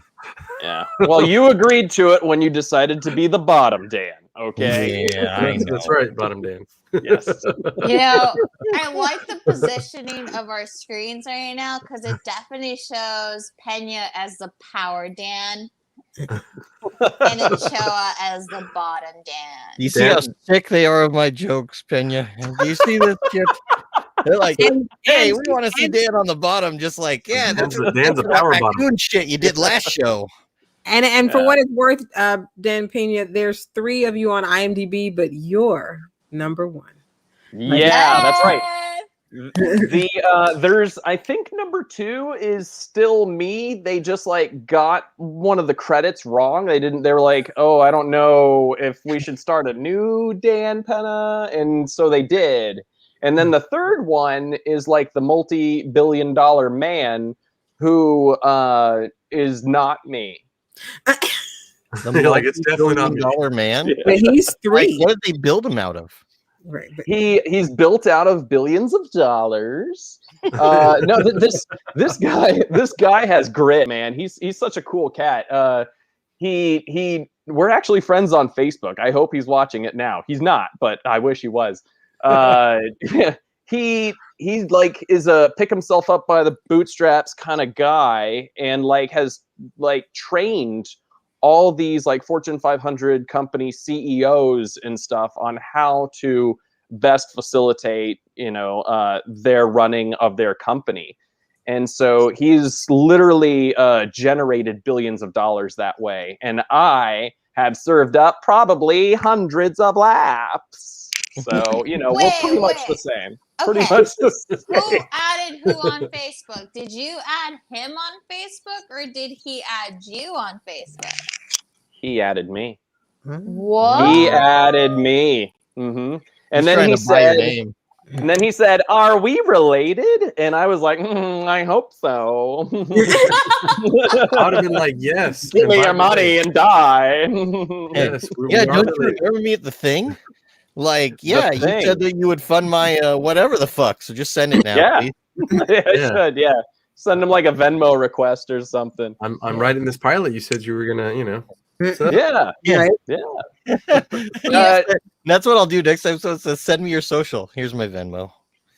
True story. I was on tour. I was doing a New York City like club, just hitting them all up and stuff. Maybe like 4 years ago. And I had booked the main room at this club, and it was completely sold out. My mom was coming from Texas to come see me and stuff because she was like, "My baby's on Broadway," and so it was really cool. It was a really cool big ordeal, and I got bumped from Joe Rogan because he decided to drop in, and he wanted to do an entire like full hour and a half. And so they bumped me into a small room. And so I remember being like really sad about that because I basically had to do like their version of the belly room, which is fine, whatever. I still got paid, whatever. However, like a few months later, Dan Pena got into like an internet fight with Joe Rogan, and he invited him on his podcast. And it was crazy because one thing led to another, and he was like, "I'm gonna tear off Joe Rogan's head and shit down his neck." And this guy was like, "I like you. You're on my show." And moral of the story is, I wasn't on his show. So good times. I'm not bitter. I love Joe Rogan. So the moral is, if you want to get on Joe Rogan's show, threaten him with shitting down his headless neck. Yes. I love how you're rooting for the person with the exact same name as you. I, on the other hand, am a petty bitch. So really, every now and then I like to Google myself to see what's out there, just in case there's any nudes that randomly pop up. I just want to make sure I'm ahead of the game. And I found out there was another Stacey Inez, which makes sense because when I tried to get the handle for my name on Instagram, it was already taken. So I had to add an additional Y.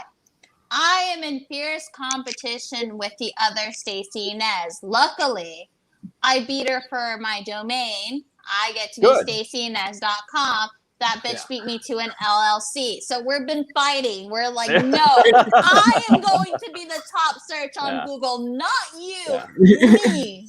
She's like a writer or something. So we've been fighting, bickering back and forth. Like, no, I will be #1 Google search, not you. So we keep this like power thread going on. For what it's worth, you're the only Stacey Inez that matters. Okay? Right. Oh, and so sweet. Do you want me to fight this woman for you? Because there's the only one. Like Highlander. You just said she's the only one that matters. Somewhere there's a Stacey Inez like just disappearing. Like, oh no, Back to the Future. Yeah, it's like Avengers or something. No. Thanos. Hey, I got a question. Do you guys think when Thanos went to Subway, he used to like buy a foot long and throw out half of it? I don't know. It's just something that's bugging me. You thought you mentioned Thanos because he wants to get rid of 50% of the population. So 50% of his channel. 50% of the meat in the trash. Yeah, only when he's trying to cut out 50% of those calories. You know what I'm saying? more like Thanos. Am I right? Thanos, that's right. Please don't judge me on these jokes. Yeah. Now, How much yeah, did it what- cost you? Half a sandwich. Everything. Sorry, Oh, good Daisy. I just God. thought of that in the head. You know what, Dan? You and your Dan's dad jokes, okay?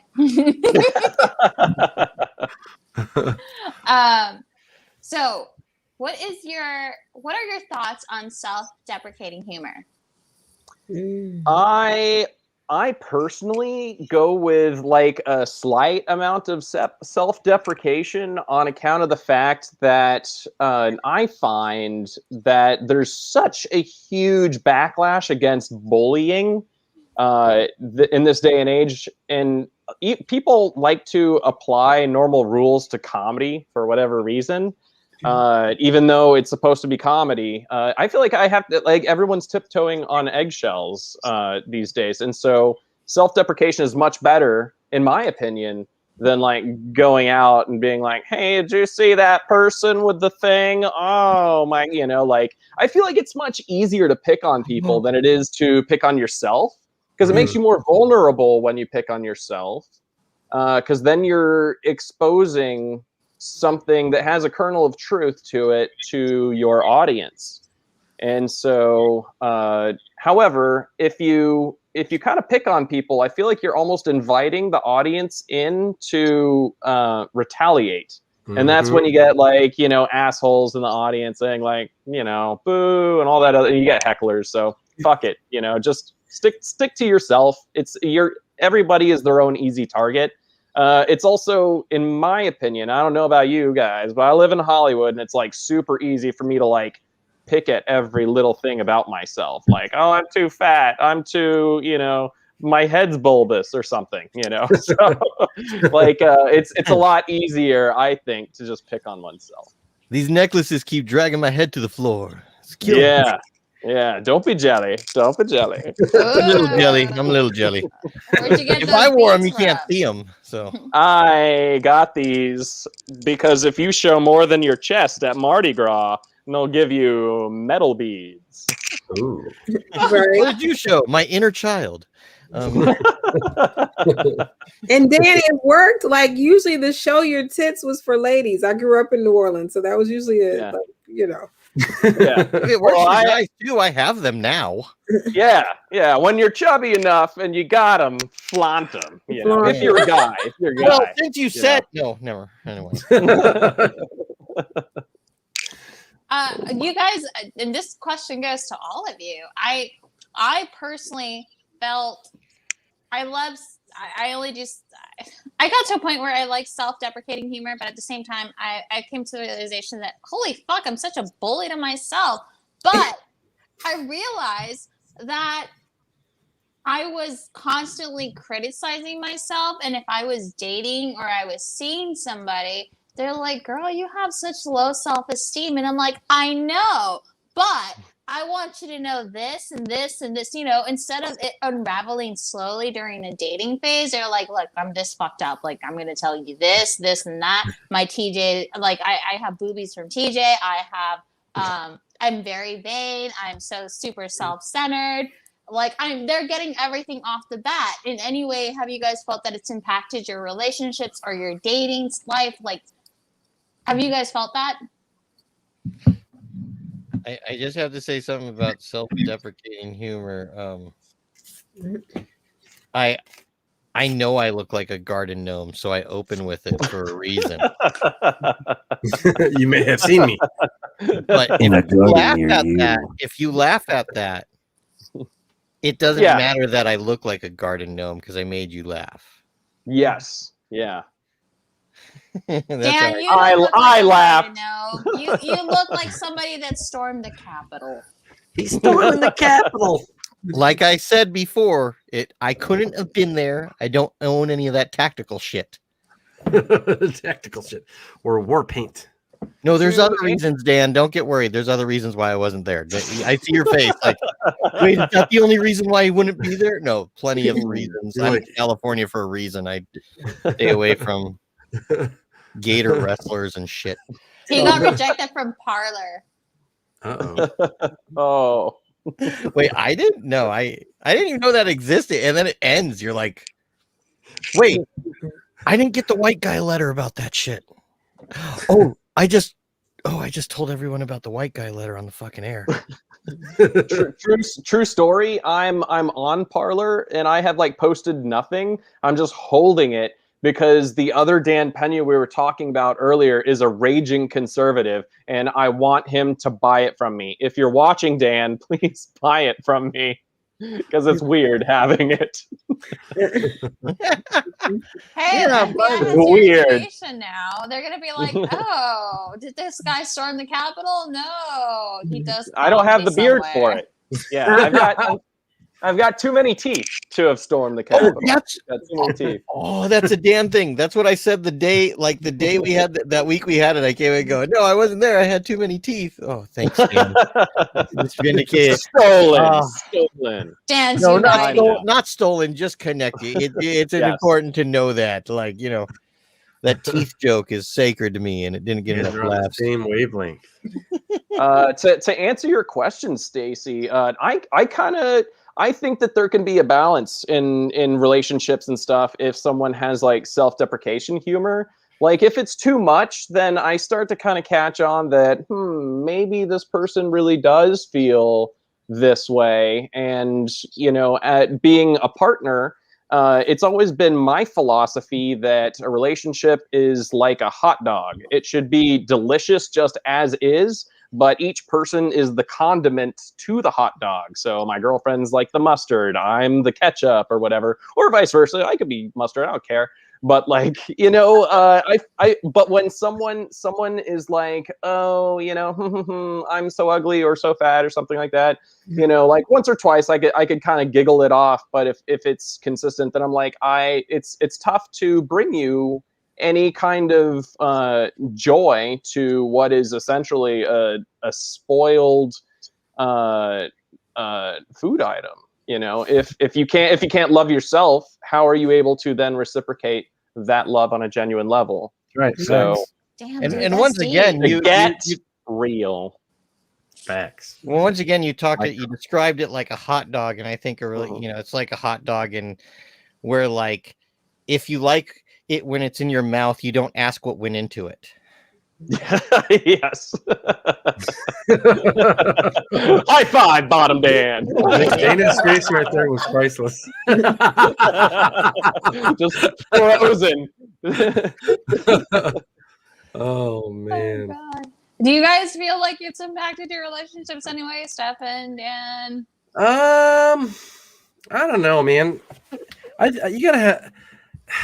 I don't know. I mean, Wait a second, Lauren, are you still here? Can you tell us the truth? 1-800 tell on your husband. Does he do too much self-deprecation? Whatever you say, Lauren, stays between us and Facebook and probably the FBI. But that's cool too. Lord. Holy Buddha. I don't know. I'm a pretty silly person. I think, my daughter, man, she does things that my wife is like, wow, she really is your daughter. I don't know. I mean, I don't know. That's a hard one, man. That's a hard one. I don't know what to say about that. I just say be yourself, man. That's really just be yourself. And, if someone doesn't like yourself, then fuck them. Right. Yeah. Slowly in a tub. Holy Lord. I just found that. Sorry, it's just that I found that if you add certain words to the end of almost any sentence, it can make it creepy. If you add slowly in a tub to almost anything, it's just just think about Buffalo Bill, it's like the fortune cookie. Yeah, Buffalo Bill. Holy Lord. I'm gonna watch. I get it. Slowly in a tub. Yeah. It's like the fortune cookie thing, like in bed, So it's like, yeah. Life is like a hot dog in bed, you know. Like, every person's a condiment in bed. You know? You know what? When white men make serial killer jokes, those are the ones that scare me. Because I'm just saying statistics. But what if okay? he's really sexy, It's Stacey? always What if he's It really doesn't sexy, though? matter. Have you I seen don't know. like, Some ladies might think differently. I don't know. Haven't you seen the Netflix documentaries of the men killing their wives? They're all pretty decent looking. Those fuckers still kill you. Like, Well, it's always the that's- guy you least expect. Like the guy that you expect, he kills one person. Like everybody fucking knows he did it. Like, I get mad at myself that I like white guys because I feel like I'm playing Russian roulette. Like, I'm like, am I gonna end up in a trash bag today? Like, what's gonna happen? I agree. Am I gonna end up in a trash bag? I agree. It's always the white guys. I feel like that are like the serial killers, and I watch the same documentaries and stuff like that on Netflix all the time. My girlfriend like binge watches all this stuff, and I'm like, you can never murder me, and I can never murder you because you know the first thing they're gonna look at is what we've seen on Netflix, and bada bing bada boom, they would know it was me or her. But it's always the white guy because I feel like there's been white guy entitlement in America for so long that these guys just feel like they can get away with anything, and they do usually. Like, there's nothing special about Ted Bundy. He's not hot. He was just an average-looking guy. Who actually had a high intellect too. I am detecting jealousy. For someone who knows jack shit about law and decided to like defend themselves, like that's a pretty stupid move. And the fact that he was just like vaguely like secondarily college educated, people are like, oh, he's such an intellect. No, he was a fucking moron, and he got caught. And thank God he did. Wait, you know? is it Ted Bundy? Because I thought it was Ted Kaczynski that they're like he's an intellect, but he was crazy. Kaczynski was the Unabomber, right? Yeah. He was like valedictorian at Harvard, and he was sadly a genius. Yeah, no, he was a genius. And if you read his manifesto, you're like, this is well written. What the fuck am I saying? Yeah, the punctuation. I like I understand where he's coming from, but this is not the way, Ted. Not the way. He spelled your. Guys, he spelled your, as in you are. Yeah. Okay, I will go back to what I said before. So I was dating a doctor, and the weirdest thing a man has ever told me was this guy, because we were in bed after, we did, and I don't know what brought to him that it was okay to say this, but while we were like cuddling, he was like, did you know that there is a particular artery in your body that if it's severed, you won't bleed out? It's pretty clean. And Run. I was like, oh my God, this is going to be the white man that puts me in a trash bag. That's just one of his techniques to get you to do something extra. You're like, I don't want to die. I better do that trick. Damn it. No, that's when you change the locks, yo. Yeah. But the worst part is I'm so fascinated by crime podcasts and serial killer podcasts. And I was like, I'm scared for my life, but continue on. This is fascinating. Like, keep going. What would you do, Al? Oh, I'm just me. What would I do? What would we do? Well, I think that every time I meet a tall, handsome white man. I've been married for like 19 years. I don't know what the fuck I'd ever do with anything dating wise ever again. I'd probably just go into a gutter and sleep. Go into a gutter and sleep. I'm done. Like, I don't know, man. Dan? What would you do, Dan? Dude, pre-coitus, I'd be like, slit my throat, bitch. Like, let's do this, Like, I'd be like trying to like talk dirty to her. I'd be like, I'll cut you, but you could cut me first, whatever. But like post-coitus, I'd be like, man, I should probably stop going to Craigslist for my dates. Like, this sucks. Like, you can get anything on Craigslist: bicycles, fucking board games, boyfriends. Like, no more, It's like a garage sale for people. Oof. Has We she- haven't heard from Dana in a while. What would you do, man? What would you do? She's like, what am I? Someone's like, what's I'm gonna going on?" slit your throat. What do you think? Like, what would happen, man? Like I'm sitting here going, now how did we get on this line of conversation? Like I was listening to us, and I was like, so do we have a Unabomber sympathizer? Like what's going on? Like do we? Okay, now we're talking. No. No. I know. No, I'm not sympathizing the guy. I'm like if you look at it, you're like, wow, he does have a lot of valid complaints. You just have the bad method, homie. I'm like, where are we going right now? Well, are we? You're killing me, Dana.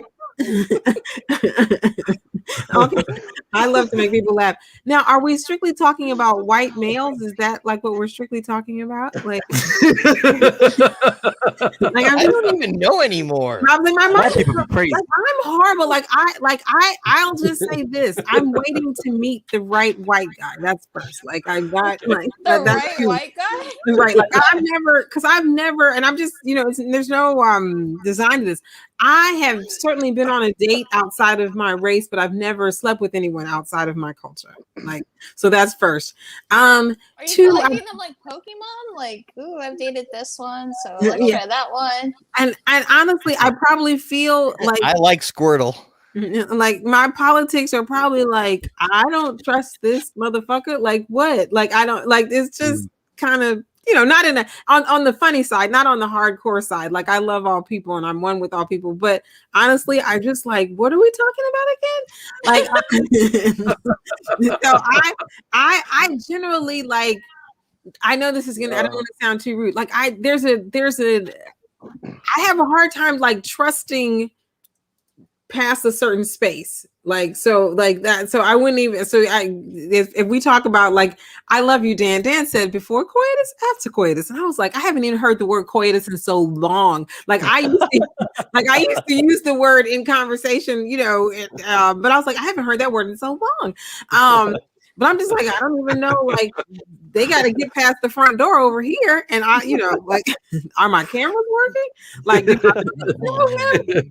I just, basically, if anything, I'll be taking selfies and send them to all my friends. So all my friends, if she comes up missing, this is the last person she was with. Like, so I don't know if I have any good answers for the question, people. Yeah, that's crazy. Say that after sex though, man. Like I could cut here and oh my god, nobody would know. Right? Yeah, but motherfucker, you ain't gonna get the chance over here. Like I stab you first, motherfucker. Right? That's what you know. So how about that $10 cheesecake you fucking ordered? It's been great having you, Dan. Yeah. What note to start goodbye on? That is an interesting note to start goodbye on. But before we force you to play a game, no, I mean you said you would. You gave us the contract. We verbal consent. Yeah. Yeah. Right. Ooh, I like herbal consent sometimes too. So what's it called? We're gonna play a little game, but first, where can people see you next? Let me say this. I had an afterthought. Sure. Clive Owen. Oh. Clive Owen could get it. I will say that. I love Clive Owen. I have to look him up to remember who he is. Oh, okay. I don't remember who that is. Children of Men. Well, he's not like a mega white guy. He's not in our fucking memo. So Children of Men, great Clive guy, Owen. Clive Owen is about to sleep with you, and he's like, "Would you mind if I slit your throat?" And you'd be like, "Yeah, sure." Or like how? This is what I'm saying. Clive Owen will probably get as far as any white male would get with me. As soon as we start talking, then I would start whipping ass. I'd be like, I'll be going for the kitchen knife. Oh, look at that over there. Or just take off running. I just take off running. I don't even know where the fuck. I'll leave my house if someone is talking about something my throat. I will leave my house. You can have this. I'm out. I'm moving out. Bye. Okay. Which celebrity would be worth it though? Like to just like like for me, Natalie Portman in her prime. If she was like, "I'm gonna stab you," I'd be like, "Yes, that's fine. I'm cool with that. Let's do this." Gosh, that's a good question. Natalie Portman or Prime. Wait, that's ended. I was about to say, yeah, she's still hot. She's still I'm hot, like, you know. Yeah, I saw a picture the other day, and I'm like, who the hell? Oh, But it's Natalie Star Portman, Wars lady. Natalie Portman, Beautiful Girls was just fucking amazing. Like she's, I mean, but she's everything. Gosh, I'm trying to think, man. Think, man. I don't know if anybody wants to get murdered just because someone's like hot and sexy. Yeah, I was like, it's hard. That's a hard one. Like, that's a hard one. Who's worth getting murdered for? Right? Like, yeah, like this involved. All right, I'm bringing it up. I'm bringing it up because supposedly Army Hammer did that. Like, I saw that. Fucking the one-sided message. You had to live with the name Army Hammer. It was a one-sided message. Have you seen that, Dana? No, it's where he wants to bathe in blood and like eat some of her and all. But we don't know the context of what she was sending over. That's the problem. Mad because the Lone Ranger tanked. Wait, are we saying Army Hammer like this actor? The actor of Social Network, Lone Ranger, the Man from Uncle. He had a dark text message between somebody, a consensual private one that it was supposed to be, where he goes into his dark, one of his dark turn-ons or dark fantasies that he's into is them eating each other, like literally, and like literal cannibalism. Literal cannibalism and like some blood and having sex over a bunch of skulls and bodies and all this. Like, it's really dark. It's one of those things. If you love the actor, don't read that shit. I was gonna say, this is the difference between black folks and white folks. Like right there. Right there. Right there. We want to know why we're fucked. We want to know what's wrong in here. We're like, this is the difference. Why is it that I thought about killing that lady at the store for a brief second just because she asked them if she could go get the right kind of ice cream? This is why. Like, we want to know why we thought that. Yeah. Wait, only me? Only you. How did we get here? What are you talking about? Okay. So back to confirming, yes, dating a white man is like playing Russian roulette. Okay, but anyway, Dan, where can we see you? What are your next projects coming up? Top Dan. Okay.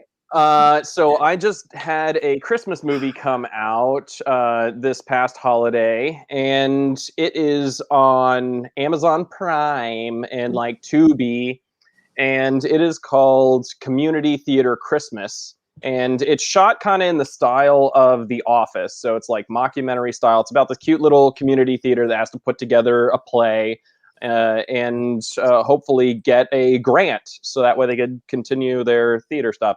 And there's some drama that happens. It's very cute. I play the kind of like a gym character on it. So it's a lot of fun. And I've got this other one. The clip that we saw earlier in this episode is from a movie that's due out next year called The Choice. And just wrapped shooting that. And so we're very lucky that the director was able to throw that together and stuff for us to see. So that was exclusive. You guys are the first ones to see that clip. Yeah. And, it stars. I know we're out of time. What's the gym? What's a gym character? I'm sorry. I thought you were finished talking. What's The Office. Jim from The Office. I wasn't not a office. Yeah. He's just kind of the everyman main character that's got like a little silly side and a little bit of a serious side. He's the kind of like the hopeless romantic as well. Would you guys describe him as hopeless romantic? No, I would also describe him. Steve Carell's more hopeless. But yeah, Jim ends up with Pam. Spoiler alert. And but yeah. Okay, sorry about that. I was thinking the wrong guy. I was thinking Steve Carell. I was like, he's the guy that fucks over other people because he feels pressured into doing it. Did we want to do a? Which actor played Jim? Which actor played the Jim character on The Office? That's John Krasinski. Okay, that buff dude from A Quiet Place. I love him. I loved John Krasinski. I like him, but I love him from How I Met Your Mother. That's what. Let's do a 5 minute, less than 10 minute thing for the thingy. Well, we have to do 3. Yeah, that's fine. It won't take that long. Follow me on Instagram there. Yeah, there we go. Yeah. Iam Dan Pena. Iam is his original first name. So so we do have to do this because we promised our first guest that you would also have the same treatment. Yes. Name, date, or size. I have no idea what that question means. Yeah, what are we talking about You're here? about to do a caption Mhm. contest, and you're picking which ones come up: date, name, or size. Okay, I'm gonna go with size. You perverts! Size Oh, queen. size matters so much today. I It's gotta not tell you, making me feel uncomfortable. All right, everybody, you got a couple minutes. What does this make you say? Oh, don't share that yet. Why Okay. does it do that now and then? Thanks, StreamYard. You got to fix a bug. Let me know when you're ready. Yeah. Now it's not doing the thing that's going to kill our epileptic viewers. So I couldn't say it today. What? I have a friend that says he's better than any vibrator. You just gotta like flash lights in his face. So Oh my god! Oh, you nasty! All right, let me know when you're ready. The screen. Yeah, I'm ready in a half. You ready? Okay, here we go. Yeah. All right. Nice. I'm gonna go I first. call this. Yeah. Oh, go. No. Top Dan. Top Top Dan. Dan, Go top first. Dan. You're the guest. I would call this 2020 in a nutshell. There No, you go. like that's how we all felt. I got nothing. I would call this Jerry. You got to get that sticky out of your ass sometime. Well, if you don't, it grows. It's always Jerry. If anyone knows my comedy, it's always Jerry. There's so few of them anymore. Wait. Oh! Look at what Nick had a great one down there after the ha-has of the Ed. Borat had a bad day. I like it. That's a good one, Nick. That's like a crossover of Borat and Final Destination. Yeah. Okay. I like it. I like where you're going with that. I like it. Stacy just does it. She's like, huh? I'm The thinking of an Armani Forest. outfit. Okay, maybe Sunday morning on Grinder. Oh, okay. Because he's got the wood. Yeah, all the way through them though. Wow. Oh, Lord. Some hentai stuff for Grinder. I'm telling you. Is this Earth Day? Is it like an Earth Day photo? I mean, you know, an Earth Day photo. Tree Day. It's an advertisement for oh shit, Ed's Big and Tall. I'm gonna say Ed because I can't remember the name of the guy that had it. But Eagleson's Big and Tall. Like, are you built like a tree? Here's a fucking suit for you. They said fucking in the ad because it's limit audience. What's the next one? Yeah, you're sick of this already. I see how it is. Ooh. Is that a diaper? The Rock gets a dog. Yeah, seriously. The Rock. I don't know if The Rock is going to appreciate that. This is what happens when you challenge Ed Norton's manhood. Did I say Ed Norton? No, Jim Norton. Sorry, shit, I screwed up the joke. Jim Norton's manhood. I like Ed Norton better. Ed Norton. Yeah. This is like Jim Norton. Yeah, I got all buff and I still talk about going to Thailand. Shit. I just don't know how he kept the sunglasses on the dog. Well, that's photoshopped, obviously, just like those dogs' abs. I can't fucking believe that. Wait, what? No. That's real. When Boss Baby joins CrossFit? Seriously, holy moly. And he says people really do start to resemble their dogs. Yeah. Yep. Yeah. Oh, Dan in high school when he had gym class. Yeah, that's kind of true. I used to be one of those guys walking around like, yo, bro, how's it going? Well, I didn't say bro, but like I said, what did we say at the time? I don't fucking know anymore. Dan was pumping and shortening for a while. Yeah. Well, I was single for like a year, so that happens. Like, yeah, I gotta get to the gym, and then you get married, and you're like, I don't need to get to the gym no more. Yeah, dude's on roids for sure. I mean, I don't really mean that, ladies, but that's what happened. So all right. I guess there's no ideas for this. We got one more. One more. I can't say this is a success or a failure yet. I'm gonna have to watch the footage and see how it is. Oh, so yeah, this is one we picked for you, Dinner. It's a cute one. That is. Because you got the cute punchline sometimes, so you gotta have that. But I have a question. Are those like cigarettes next to Yeah, it? no, that's a chain smoking Shiba Right. Inu. What are you talking about? He's drinking wine. That He's bitch a- is classy. No, wino. there's put out Right cigarettes next to the beautiful glass of wine.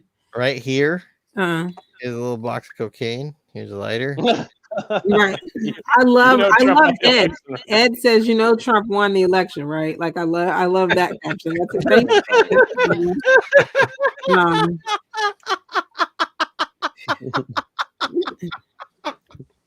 And Oh my god, wait, I think I have it. Bitches on rough days. Yeah. or no, he's looking at the bartender like there's not a fucking hair in this one, right? Yeah. Oh, I was gonna say something like hair of the dog or something. Mhm. You know. All I honestly is thanks for the wine. I quit smoking. When the But it bartender calls you a good boy. Yeah. Oh. This is the dog saying, where I come from, I'm internet famous. Oh my. This is the Doge. This is the same thing as that Yeah, I Doge was we were gonna talking say about with the Bitcoin. He's like, there's a fucking currency named after me. Give me a fucking free wine. Yeah. Because dogs have potty mouth. I have a potty mouth today. I don't know. I think he's sitting there. He's like, that bitch left me. I have a potty Yeah, it was mouth. okay. Yeah. Yeah, that bitch. That I stuck with her for about 2 minutes, but that was because of physiology. Oh no. That's What's a dog wrong? joke for dog owners. I totally see Booze this. hound. We can go with booze hound. Well, I guess it's not a hound. No. What is that? It looks It's a Shiba Inu, and it's like looking at the bartender like, this shit kills me, right? I said Can I water. pay with dog coin? That's Nah, right. Yeah. Yeah, I got nothing. Nothing but puns. When they remove your balls. Oh, Yeah. that's right. Where's the dog tonight? Oh, he went to the bar. We cut off his balls. Lonely and Bess. Oh, Senya. Yeah. I like it. Lonely You got and me. Bess. You got a little bit of beer out of me there, man. Oh Jesus. Taking a drink, he makes me laugh. Oh Jesus, I'm over here. What goes great with castration? Wine. Yeah. Ooh, well, yeah, he would be whining, wouldn't he? Yeah. Oh, that gave me an idea. It's like you have this ... and that's when they told me I no longer had my balls. Oh, shit. Just telling his troubles at the bar. You won't believe what happened to me today. They cut him off. I just got out of the pound. Doctor was real mean. Woke me up, showed him to me in a jar, and then smashed him with his foot. He's an asshole. And then I ate him because I'm a dog. He would do that. Well, it has been a great night. Awesome. Yes. We gotta end it on that great one because it's a good one to end this. A little bit silence for a moment there. Anyway,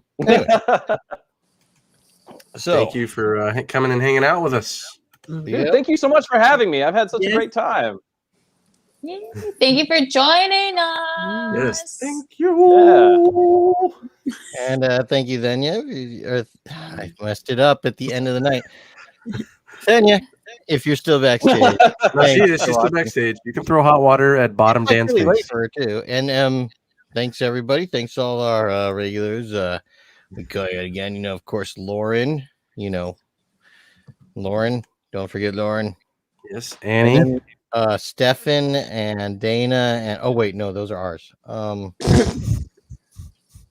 Nick Nick and Ed and and Sergio and all the beautiful people, and of course the new people that have come in today, which I'm you know, plenty of comments, so I can't scroll through all of them. I can, but I can't. And, real quick, I just want to say, Thenya, I didn't get to speak with you on video, but I think that you're awesome and so funny.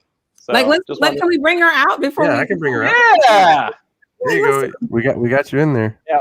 You want to turn? What if she's just like reading a book? Or Like, something? what if I'm gone to the restroom? She's like, now watching a movie. She's been commenting, and then now, like, she's like, no. She's like there peeing. I'm in the bathtub. Nice. I mean, I thought you were awesome. Do what? No, I said your acoustics are perfect. Right. Yeah, I mean, that's why I came here. I was like, it'll make the sound better, but yeah. Oh my god, it was so great to listen to you, dude. I thought you were great, Dan. Hey, you too. You were so awesome.